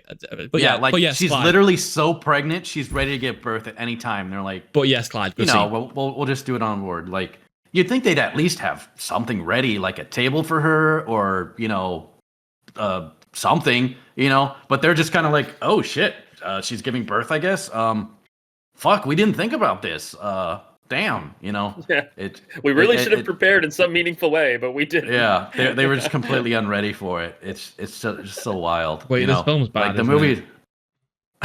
It's not bad. It's fine. It's a fine movie. It's just not. It's just not. Okay. Incredible, like it's just dead average to me. Like just trying to use my logical brain, and like, but the more I use my logical brain, the more things break a little bit. Anyway. Yeah. Speaking of using my logical brain and things breaking a little bit, going back to the scene with Silver Surfer and with Silver Surfer kind of introducing the Four to Galactus. After they leave and the Silver Surfer fails to capture the baby on the way back to Earth, which is a whole other thing, because if she's following them in light speed anyway, you may as well just follow them back to fucking Earth and just do the whole thing. But no, sorry, my bad. No, sorry, remove everything I just said, because they do trap her in a black hole. So that's not a plot hole, right? Because no matter what you think about the black hole scene, at least they made up a reason for the Silver Surfer to be delayed. Okay. Anyway. Ignoring that didn't make any sense. Anyway. Go on. After that, there is a scene where the Silver Surfer returns to Galactus to explain to Galactus, her failure. And I'd like you to keep in mind that this movie has a plot point about the Silver Surfer's alien language. Okay? In this scene that takes place exclusively between Galactus and the Silver Surfer, with no one else in the room, they both speak English. This drove me insane in the cinema because I'm like, they're in some random star system billions of miles away, light years away. Earth means nothing. What significance does English have to the people in this room right now? That's like me being on Mars and speaking in like armadillo language. That's basically the same thing that they're doing in that scene. Why are they speaking English? What significance does English have to either of them? They're both hugely powerful extraterrestrial aliens. Why would they speak English to each other? I know it's just for the film, but when you have such a focus on her language in this film, it really took me out of it, the fact that they were speaking English to each other. I was like, why are we doing this? Sean, counterpoint, Sean. Counterpoint. Yeah. Devil's advocate here. Would you have the same criticism of in the Avengers films, when Thanos is talking to his lackeys, the crazy goblin people in space, they speak English, where they weren't speaking like Kulu, Majawa, Dabubu language. They were speaking English. So do you have the same criticism, or do they get a free pass and you don't give one to Galactus? Just saying. I think the main reason for my frustration is the emphasis. I'd have the to side emphasis with him. on the language. The language was such a big deal. He got all these recordings from all these other planets, and they're all with the language. Like he gets, That's fair. They have so much data about them speaking this, and then like, she only says a couple lines in her language when she's actually present. Yeah. Like and it's something that is only significant when they want it to be. Otherwise, it's just kind of left in the dust. So I take your point though, Clyde, because I'm sure Thanos and all those other aliens, they do speak other languages. Like I think anyway in some scenes. But I think Thanos mostly speaks English though, and there's never any emphasis on them having like a specific language that they speak. You literally never hear Thanos it. Ever speak non-English. No, not a single time. He speaks American English. America. He does. He speaks Josh Brolin. Yeah. Oh, yeah. He doesn't have an accent or anything at all, which is fine. But I guess. That's the difference for me, Clyde. You're right. Yeah. This is unique. Yeah, this is unique because of that. And like that is fair. They really could have made it like, a lot more important, the language part, where like they didn't know what he was saying and like they had to decode it to help, maybe to help them talk to them or decipher something more than just, like literally the only point he used it for was that one scene, just felt so contrived. And, I felt like they could have done so much more with it. And yet here we are just kind of like, yeah, just part of the massive plot holes that it's just something that feels like it was missed, like in the edit, because it's a very short scene, like 30 seconds to a minute. It would be very easy to just subtitle it with an alien language, and no one would have cared. Yep. It would have just been the same. Yeah, such a big plot hole for such a for no reason. Basically, it was such an easy fix. Anyway, though. That's it. That's a good point. It's a good call out. I think it's valid. It's a valid call out. Yeah, and I think we covered all that stuff. We covered that. They go back to Earth. The whole, we have a baby now, and they explain to the public that the baby is. Galactus demands the baby, otherwise they're going to destroy the Earth. They do an interesting thing with that, I think, where they at least bother to entertain the angle from the public that some of them might want to sacrifice the baby, which I obviously don't agree with, but that would happen. That's realistic. People would be like, kill the baby. Yeah. Oh, that is so realistic. That is so realistic. People would absolutely be team kill the baby. Oh, so, wow. Like not just some people, like a large fraction of people. Like cut Clyde out saying team kill the baby. Like hashtag, bro. Hashtag kill the baby would be a hashtag. Cut Clyde out again. Right. Clyde's on fire. No. Clip it. No. But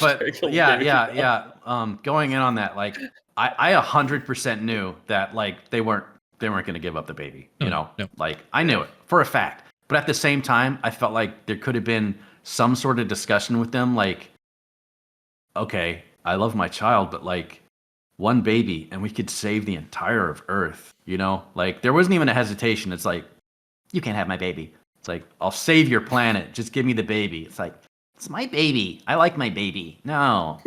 This follows on to something interesting that I noted. So Sue and Reed have a conversation after this whole, what are we going to do about the baby situation? And Sue has like a huge crash out. Do you remember that? I don't know, like Clyde, do you remember the scene I'm talking about where Sue has a huge crash out about the fact that Reed doesn't want to sacrifice the baby, but he's considered the possibility. And I kind of thought this was an unreasonable crash. That's what I wrote in my notes. Partially unreasonable crash out. He wasn't sacrificing. He was just using it as bait. That was the scene you're talking about. No. That's not even what they're talking about at this point in the film. At this point in the film, all Sue is crashing out about is the fact that she knows, because Reed is so smart, he's thought about the possibility of sacrificing the baby, and she crashes out over that. And I'm like, what? Come on, like. He makes it very clear. He says to her, like, no, I would never in a million years do that. And she's like, but you thought about it, haven't you? And he's like, well, that's kind of my job. I'm the smartest person in the world. I thought about everything. I mean, he doesn't say those words, but then Sue gets like really mad, and I'm like, what are we angry about here? Like, that scene was confusing to me. I didn't really understand what they were going for. You even considered a second sacrificing our son for the entirety of Earth? He never even considered it. I just can't. I just can't. He never even considered can't. it. It's just the fact that he thought that it was a thing. Like, it's kind of thinking about like it's like the try not to think about the word red thing while saying it. It's like, of course you're gonna think about it. You just said it. Like, it's the same sort of thing. Like, how is he like? Yeah, I mean, I'd argue you'd be pretty a pretty nasty, cruel person to not think about it. I mean, like, you're weighing billions of lives against one baby who's been born for a day. Like, I mean, you'd be pretty wild to not have that thought cross your mind as literally well. This would only happen in a superhero movie, because I guarantee you, if anything sort of happened this in life, there's no way you would convince the entirety of Earth that this baby is worth more than them. You would not. No, you wouldn't. You wouldn't. And like you'd from day one, you'd have assassins and snipers trying to take out that baby. well, if they take out the baby, then we're all fucked. Then we're all fucked. There would be a bounty on that baby's head. Let me tell you. Like, It'd nobody on Earth it would be like them agree fucking with this. Mandalorian. Nobody. It'd be like the Mandalorian. There wouldn't be Grogu. teen kill baby. There would be all of humanity is like, that baby must die. Oh my god. And like, we are so cancelled. And even with that in mind, like, I remember there was a scene where like she goes up to the crowd and she just moseys in with her baby, which, there's a severe lack of disgust of people who like just saw this woman doom her planet over her baby, like, and they're like, oh, there's her and that baby. Oh, you mean the scene where she sweet talks them all? Yeah. Here's what would happen in real life. Yeah. And she's like, guys, come on, I know, but like, family, and then everyone's like, I wish the world was like that. It wasn't. I didn't feel it was realistic in the moment, though. I think there'd be a lot of crashing out in public. Yeah, even that aside, just like what she says and how cheesy she says it, and like how easily everyone just is bowled over by it. Like, it just felt like a completely unnecessary scene, and if anything, it lessened, the whole thing with the baby versus, not. And I hated that. It was so dumb.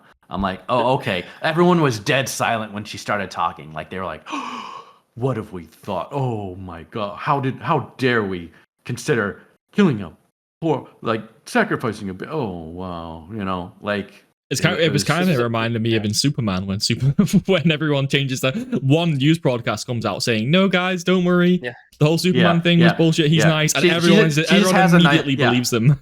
Everyone in the Earth is mad that she doesn't give up her child to save the Earth, and she just has a nice talk with him for a moment, and then they're like, you know what were we thinking? We're wrong. I will say, there was one line I wanted her to say, like, that she didn't say in that speech that I expected this was where the speech was going, and I clearly misread it. But like, when when they're saying like, give up your baby to save everybody, I just wanted her to say like, I'm not going to do that, but I also wouldn't give up your baby. Like, I wouldn't give up your brother or your sister. I would not make that deal for anybody's kid on this planet. Like, I'm not here to make deals with bullies. Like, I just wanted her to like say, I wouldn't give up your kid either. Like, what? Yeah. Like, it just felt like a whole above them. That would but be she good. didn't say that. It's like, no, it was just like, it's pure it was dumb. baby. We have to save our CG baby. I was like, as much as I hated that scene, like, and like I said before, it could have been rewritten so much better. She could have had so many different points. She should, like, if you were in my position too, you wouldn't either.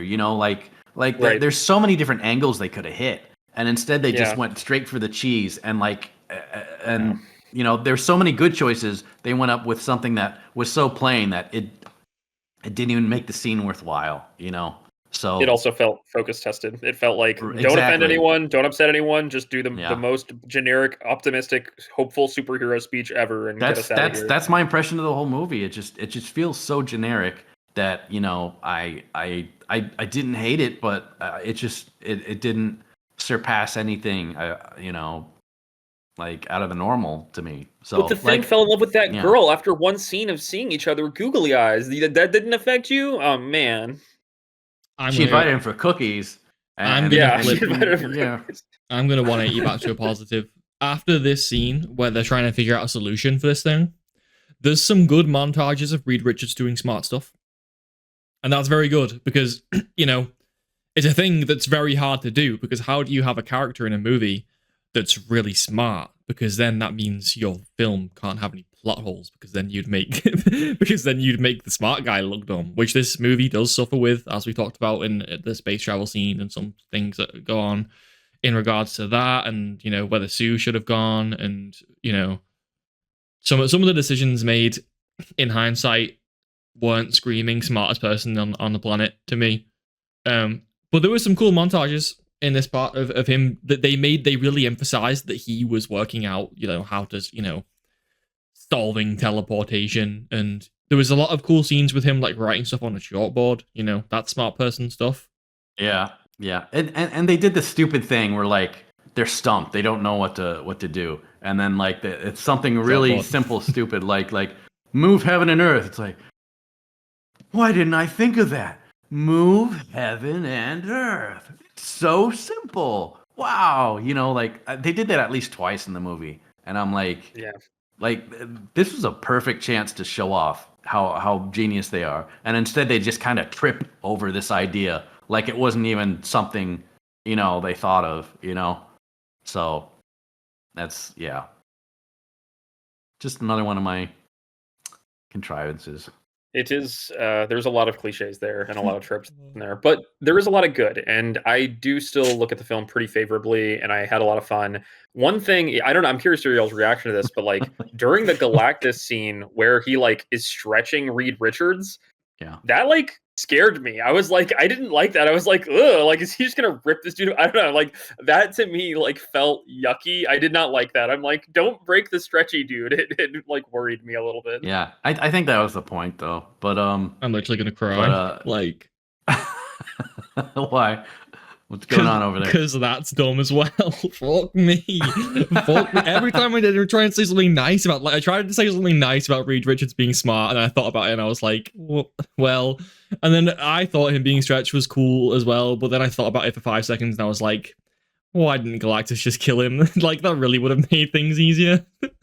Yeah, like he was just playing with his Stretch Armstrong with his food. Right, like, why is Galactus this planet destroyer playing he with his literally food? could have just kept pulling, but like the further he got, the slower he stretched till he was just like he was pretty much torturing him at that point.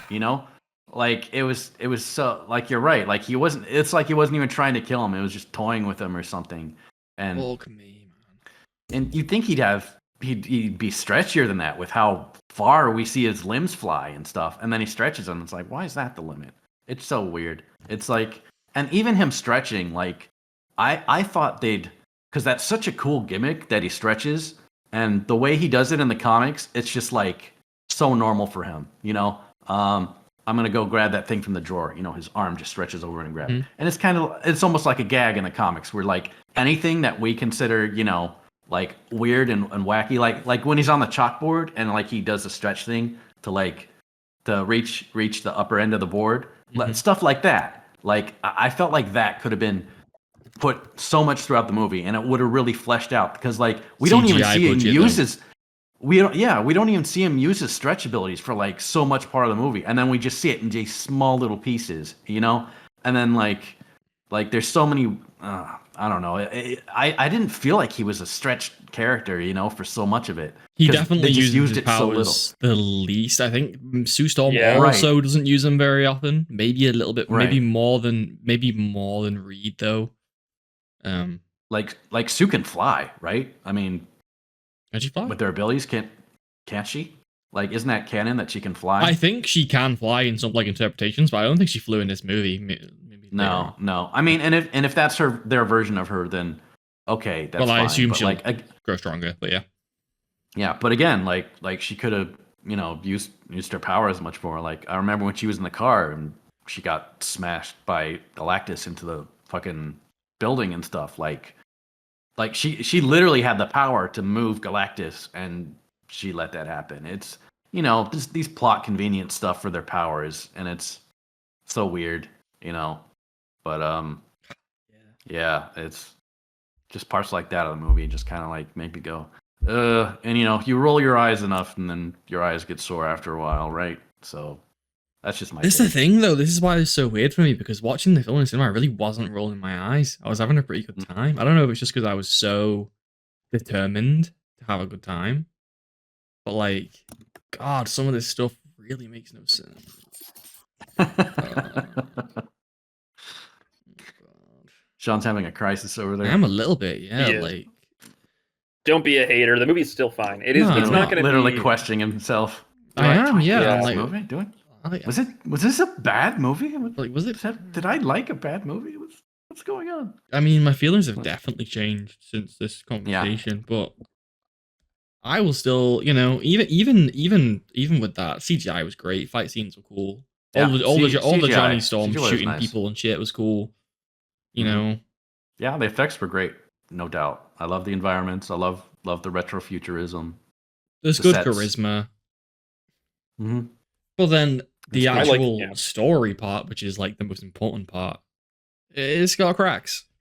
It's got so many cracks. Yeah. And it's not just It story, feels but too also focus like, tested. yeah, focus tested, safe. And not just Yeah. cracks, Yeah, but safe. like also just like internal inconsistencies, like we mentioned Yeah, about the Silver stories, the Surfer. characters, the reasoning, the plot points, the scenes that shouldn't have been there, scenes that should have been there. Things that should have It been just- there, yeah. Yeah, just a lot of like there's so many holes. It's almost like one of those movies where like they took the trailer and like that was all they had of the movie. It's like, okay, how do we stitch these pieces? Well, that's of the trailer genuinely together? like that's genuinely how it felt watching it. That's genuinely how it felt. That it felt like to me like it was just an expanded trailer, like the whole thing was a trailer or something, it didn't have that sense of what it was, right? So it felt like it was just showing off to me the whole time. So that's why I didn't rate it as high as you guys. It's got the MCU shine on it for sure, and they put money in this movie. There's no doubt about that. But it does lack teeth, and I wish that the film grabbed me more, and I wish that it had a stronger message to offer. And this is one of my gripes, because I love the opening scene in the thesis of the film, which is like the claim that like no matter how much you want things to stay the same, things are going to change. And I did feel like this was represented throughout the film pretty well. Like whether it's whether it's Silver Surfer coming down and she says, "Your planet is marked for death," and the Fantastic Four go, "No, we will fight, we will stop." And she's like, "Hey, I'm just here to tell you, I've watched like 80 billion planets get destroyed. Your planet's going to get destroyed." Or whether it's him testing their kid over and over again, like, "I want our kid to be normal. I want our kid to be totally normal." And she's like, "It's going to be okay, whatever he is." I get the sense that there is like a thesis there that like he really wants to control things and make things perfect or ideal or normal, and he has to just accept that life moves on. But I don't feel that like the film does a good enough job of closing this loop. I think they do a great job of opening it and sprinkling it in throughout the film, but it doesn't it didn't feel like it had a satisfying conclusion to me at the end. Like when his wife dies in front of him and he's sad for a second and he's like looking down and like, "Oh my gosh, she was died." Like I almost wanted that beat to last just a half a second longer for him to realize, holy shit, my life is never going to be the same again. Like I'm literally going to be a single dad. Life is totally borked now. And they just resolve that so quickly. They bring her back immediately, and it's just It's I don't know. Yeah. it's fear to commit to any angle. It's like Yeah, it we're is. gonna stay Yes. down the middle lane, making the most basic film. And anytime, Yes. like in Loki, have either of you seen the Loki TV show? Oh yeah. Well, Yeah. even without, few episodes. like the idea that the timelines branch out and the TVA go around and like stop them, like kill them. That's what this film feels like with interesting plots. There's like the Yeah. main line down the middle, and then interesting plots pop out, and then someone goes and kills them. That's like Yes, what yes. happened. That's like what was happening in this film. It felt like. Yeah, Yeah, you said combining it combining completely like things that they could have done, and like the beginning scene, and like and even me mentioning that like there could have been so many uses for his stretch. That could have been such a great gag, such a great closer of different gaps that they had. And like even at the beginning of the film, like when he's going through the drawers and stuff, I was like, this is the guy that stretches, right? why is he like walking around opening his door? He could like Right. like isn't that what he should be doing? You know, like this was the beginning of me like he knows he can stretch, right? Did he forget? Like why isn't he using his abilities ever in the film until like he absolutely needs to? Like because this is what he does. Like this is who he is. Like in the comics, it's just so normal to him, and it's such a vital part of his character. Like he's the guy who stretches and does shit, and like I felt like ignoring that. It's like, yeah, but we just want to focus on Pedro Pascal some more, you know, the human side of him and stuff, and like so that really bummed me out about him. We go there to see Stretchy Man. Why is Stretchy Man not do stretchy things? He has cartoon levels of stretchiness, and like it's such a cool character. You can go to so many different stuff with what he does, and he does in the comics. He can wrap his arms around stuff, like you know, like there's. Can you imagine if you went to a Spider-Man movie and he like did normal human things for 80% of it? You'd be like, bro, like you can do more than just walk around. That's like what a this normal feels person. like to me. You know, like unless he's like just swinging with his arm, like that was like 90% of his using his stuff, and like huge missed opportunity. You know, like I didn't like that part, but. Can I ask, did the last joke of the film land with y'all? Because Taylor and I disagree on this violently. He hated the last joke of the film, and I don't know if y'all remember, the last scene of the film is like them going off to save some crisis, and they're putting the baby in the baby chair in the car, and the three guys don't know how to do it. I'm curious, did that land with y'all at all, or not? I'm curious. No. And not only did it not land, but it went way too long. Yeah, Taylor said the same. Taylor hated it too. He said it went way too long, and when we walked out, I was like, I thought it was pretty cute. I liked that it was like the three smartest men in the world can't put a baby chair in a car. That could have been like a 3-second thing, like you're not doing, and then like they closed out with them arguing, but instead they literally sat there for like 30 seconds trying to get it in, and they got it in. They're like, yay, we got it. And I'm like, these guys figured out how to go to space, how to travel faster than light. They mastered teleportation. They deciphered an alien language, and like they're struggling with this. Like they haven't figured out how to put a baby. I guess that is funny. I guess that is funny. I thought it was cute, but it's in the moment I wasn't finding it funny. I was just like, it just didn't. Okay, it just didn't land. Like it was just so out there, you know. Like and yeah, just none of it really hit. And like you were talking about how the jokes in the movie, they try too hard. It just tried so hard that like I was exhausted by the end of it. Like, please just get it in, just get it working so we can continue at the end of the movie. I'm so done with this. Right. Stop cutting to Sue looking smug as they're doing this. You know, just fucking. It was. I bet y'all are gonna disagree. I bet there are a lot of parents out there, especially moms, who had a big laugh at that scene. I mean, maybe that's my if they did, it was within the first 3 seconds of the scene, and then the rest they were just like, okay, rolling their eyes, going, "We get it now. We get it, movie. We don't need another Silver Surfer." For like the 90 seconds that the joke was running for. Yeah.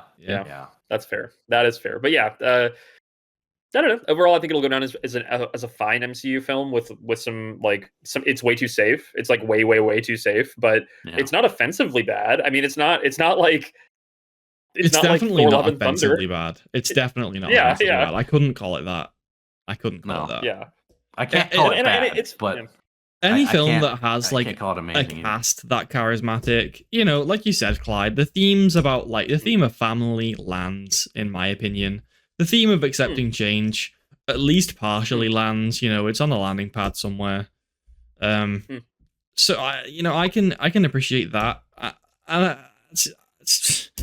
And when, like I said, when I watched it in the cinema, I was pretty entertained. That doesn't make it. That doesn't make it a good film because I don't like. I'm against films that are just made for like the look how glossy and shiny this is and like huge angling and stuff. So maybe I fell for that on my first view a little bit, and I can accept that. I can accept and forgive myself for falling for that. That might have happened, but I don't think it was one of those films that completely falls apart under scrutiny. But I think it's close. Like the amount of plot holes that we mentioned over the last. I'd say it's one of the worst ones. It's one of the ones like the more you think about it, the more you're like, wait. What? Like obviously there's a lot. You give them a lot of slack for superhero movies, right? Like You That's can't what I go mean- into a that's what I mean. superhero movie Yeah. expecting everything to make sense and physics, and all this. There's a lot of suspension of disbelief. That's part of the product, But even for a superhero movie to be like that, it's kind of like that. You got to be pretty bad to get people who've seen superhero movies to be like, all right, that's pretty atrocious, Fair. I mean, we did get hashtag kill the baby out of it, so that's pretty good. I mean, like, not many movies are going to get that hashtag out of it. Yeah, So That's true, going to be I a great guess. clip. We're going to get so many views from that. True, Thank I you. guess.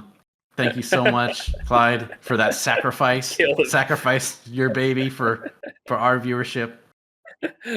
we also have the Things junk. I'm curious to hear what comments we get about that. So let's go. I'd like- forgotten about that until you brought it up. That was. I feel so that was- weird right now. I feel like this episode should be like a case study for like watching someone spiral and just seeing like how thinking about things like deeper than surface level changes things Makes you descend into madness. Yes. and descend into madness. Mhm. But yeah. even after that, I still can't say I like strongly disliked the film because it was No, I entertaining didn't hate it. enough to be. Yeah, Yeah, I watched it. yeah. But like at the same time, I wouldn't have seen this movie if it wasn't for the fact that you guys wanted me to see it. Like the Superman movie, I wanted to see that. I Yeah. was gonna see it, but because we wanted to talk about it, I saw it sooner than I probably would have. But I literally would not have watched this movie unless it was a thing that we were talking about, if that makes sense. Yeah. It just didn't appeal that much to me. And even after having watched it, it was kind of like, it just didn't stand out. Like, which is why I was absolutely shocked when you guys said it was better than Superman. I was like, Oh, I didn't say whoa. I didn't No, say no, that. he I didn't say didn't that. say I that. said that. Whoa, you I watch said yourself, mister. That was Yeah, that did yeah. not come out of my mouth. I definitely like Superman significantly more. wait. Hold up. Let me catch you in a lie there, buddy. Yeah, go ahead.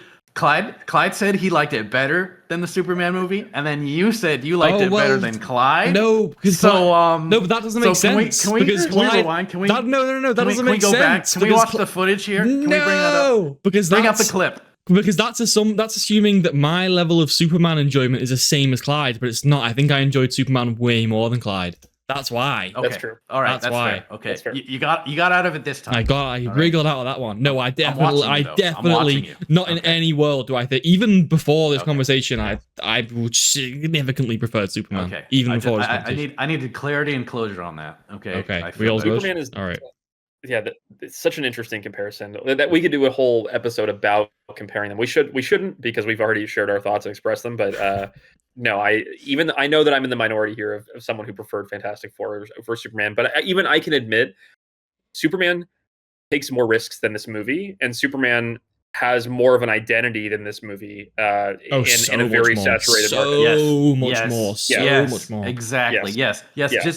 Just the fact that us watching Superman, it was an episode talking about just the movie in depth and the characters and the plot and how they did the characters and how they did the different aspects of the events and what took place. Like we were able to really deep dive into like what it meant and what they were trying to do and the complexities. And then we're talking about Fantastic Four, and all we can talk about is how there's parts of it that just didn't gel together. Yeah, like I've been trying. I've been trying to twist it as positive, like just try and bring some positive stuff in. But every time I do, like you catch me like, well, that doesn't make sense, or I catch myself. Like you notice in this recording, I caught myself so many times. I was like, well, wait.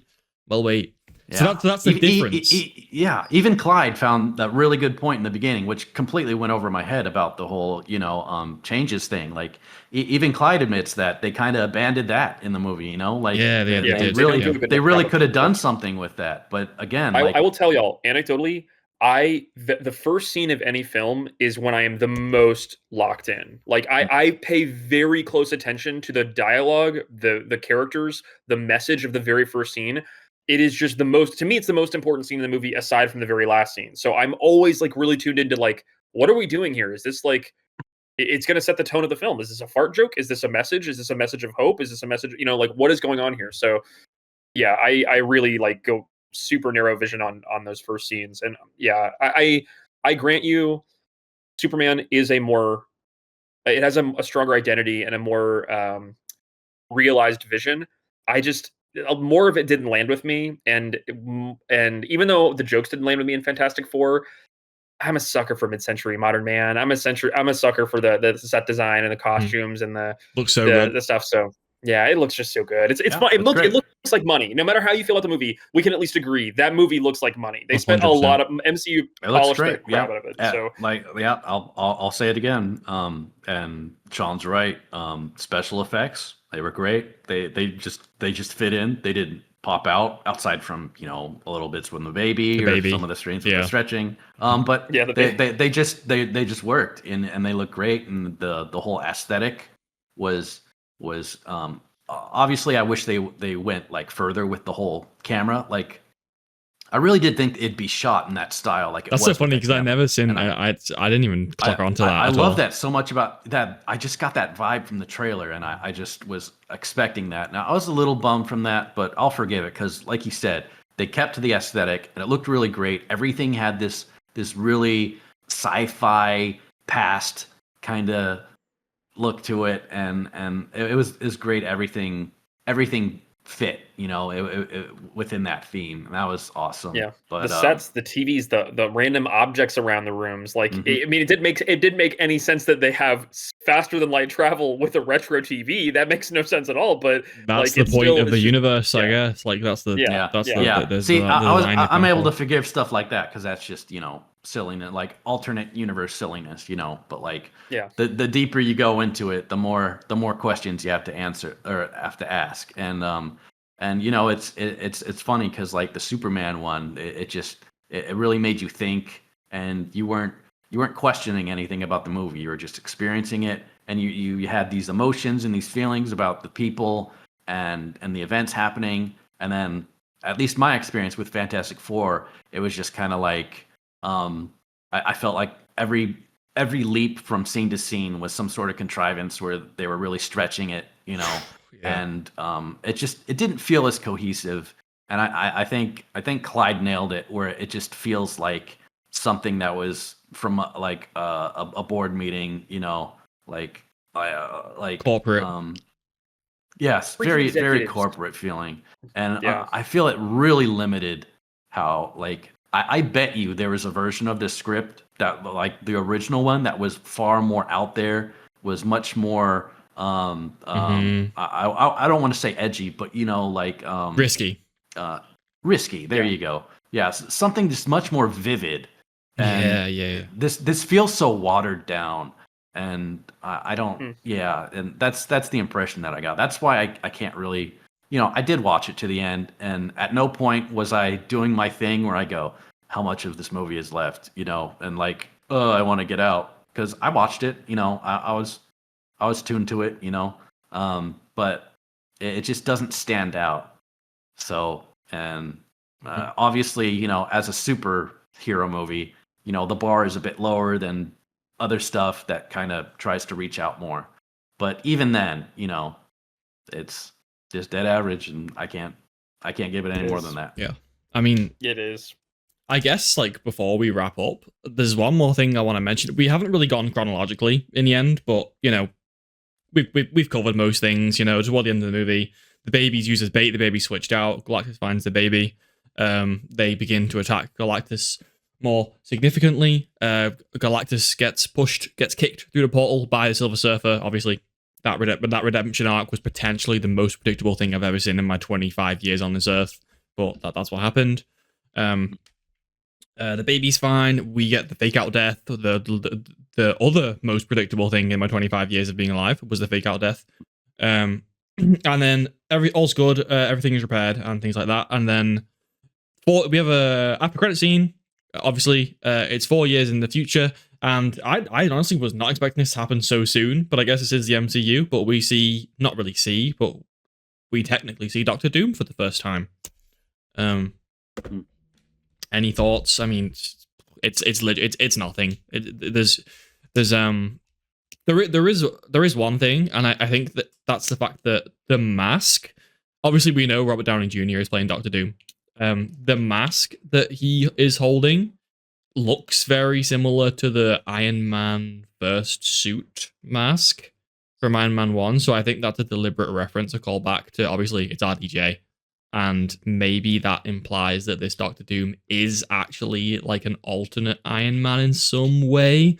Just because when I saw that helmet, I was thinking like, wait, that really looks like, do you know what I mean? The chrome suit that he makes in the cave in the first movie. It looked a little bit I like hadn't that. thought about that. Yeah. I hadn't considered that, but now that you mention it, I totally do see that. Yeah. That's pretty wild. I had not made that connection, but Mhm. I will say on this note, like Taylor did like reach over, like while we were in the theater, he like leaned over, whispered, he's like, "There's no way they're showing RDJ. They did not pay money to RDJ to have him show up in the movie." So No, they didn't. that was a little bit of a bait, but Yeah. but yeah, I wasn't. That's an interesting connection. I hadn't considered that. Mhm.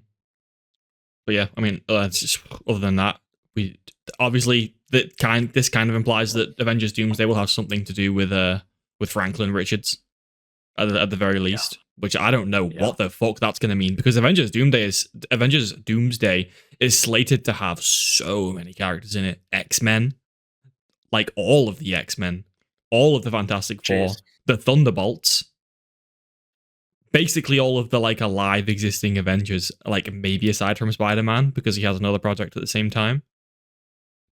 What the fuck is that movie gonna be? We're never gonna know until we see a trailer. But I guess Fantastic Four, obviously very focal. Doctor Doom is originally Fantastic Four villain, at least I think so. So it makes sense that this is where he's coming from. How that translates over into current MCU universe, we're yet to see. There was a brief tease at the end of Thunderbolts where you see the Fantastic Four ship, but other than that, we literally know nothing. So yeah. No idea what to expect. That many characters does make me a little nervous, though. It is scary. It's a lot of right? characters. Yeah. Yeah. Surely that would have to be a long movie. If you want to spend 1 minute on these on the character each, then you need a very long movie already. There's so many. But yeah. Only time will We'll tell. see. But Yeah. I mean, Taylor and I, we're ride or die on the MCU. We see everything, the goods, the bads. I mean, nice. and this will go down solidly in the middle somewhere. It's just not that bad, but still visually pretty good, but not that great. Yeah. So. I got burnt out after Infinity. Yeah. Oh, did you? Oh, interesting. Yeah. I mean, after that, it felt like it just plummeted. You know, like it felt like that arc was complete, which was one thing, and then it was. Of course, they wanted to start a new one up, and it just didn't hit. You know, it felt so forced. Like, let's do it again. That was so good. You know, they're not doing it because it was a culmination as much as let's just repeat it. Let's Star Wars sequel this. You know, let's just rehash it and then hope that people won't realize that we're being lazy and just stirring up the same old shit. You know, like. So anything after that comes out, I'm so skeptical of it, and I've ignored so much stuff. And you know, on the lead up to the finale of Infinity War and all that stuff, it was like, oh man, all this stuff is just going to combine, and all these characters are going to be together. It's going to be so amazing. And now that they're planning for it to happen again, I'm just kind of like, oh, here we go. You know, I probably can guess what's going to happen, and you know, just. No excitement at all for it, and I'm not alone because so many people are just done with the superhero thing, and especially Marvel. Their way of trying to weave everything together and forcing you to watch stuff you wouldn't have watched before just so you can understand the next movie. Somebody made a really great quote, which is like, people don't like homework, and Marvel's asking you to do homework by watching shit that you didn't want to so many watch, things just do so you now. can understand it. Yeah. And talking about Guardians of the Galaxy, which I'm sure Sean will love me saying anything negative about it, but right from the start of it, all right, like everything's so different. What's her face? The green girl. I forgot her name. Gamora. Yeah. He's no longer in a relationship with her, and she's like a clone or something. That's not explained to us, right? There's a lot of stuff that's just not explained to us that we're just supposed to accept as normal at the beginning of that. And it was such a really weird jumping in point for me, having seen the first two Guardians of the Galaxy. And yeah, I enjoyed them, but like I felt I was so out of the loop when it started, and I'm like, did I miss like a TV series, Guardians of the Galaxy? What's going on? Why am I so confused with what's happening, having seen the previous two movies in the trilogy? So stuff like that, it really leaves a bad taste in my mouth when I feel like I'm the bad guy because I didn't see your movie that I didn't want to see because there was parts of it that included what I wanted to know, right? Yeah. Right. It's a lot. And there's so many TV series now too. It's like I haven't TV even seen series. a third of them. I haven't seen most of them, so it's like dang, I definitely feel out of the loop too. That is but homework. We'll see. Yeah. We might go into like I might go into Doomsday and be like, who are half of these people? I don't know who half these characters are. You that probably would be will. pretty Yeah. Yeah. I mean, Thunderbolts is necessary watching, obviously, because they're all in the film. And that's We've part seen of that, and we why. enjoyed That's that. why. That's part of why I'm kind of feeling so negative about it. Like I know I'm gonna have that feeling. I'm gonna go in. They're gonna bring up these plot points I'm not gonna have any idea about. Like we all know it, And I'm just gonna get that feeling like I don't understand what's going on. It's assuming I understand what's going on. Now I feel bad, So yeah, more of that. And I just know they're gonna do that. I don't even have to. Well, this has been very interesting. Like I said before, this could definitely be a case study about like changing someone's mind. But anyway, I think I'm ready to wrap up. I'm fucking hungry. I need to go and get my dinner. That was good though. I think again, just like Superman, that was really fun. I really like getting extremely comprehensive and deep on these films. It's good. It's good fun. Next week, I'm sure we'll be back with some game stuff or whatever. Yes. Sure enough. Yep. Anyway, yeah, thank you, Peter. Thank you, Clyde. Clyde is salt buff, everyone, remember. Salt buff. Salt buff. Peter is float on a stick. Float on a stick. Peter is got on a stick. Okay, all done. Goodbye.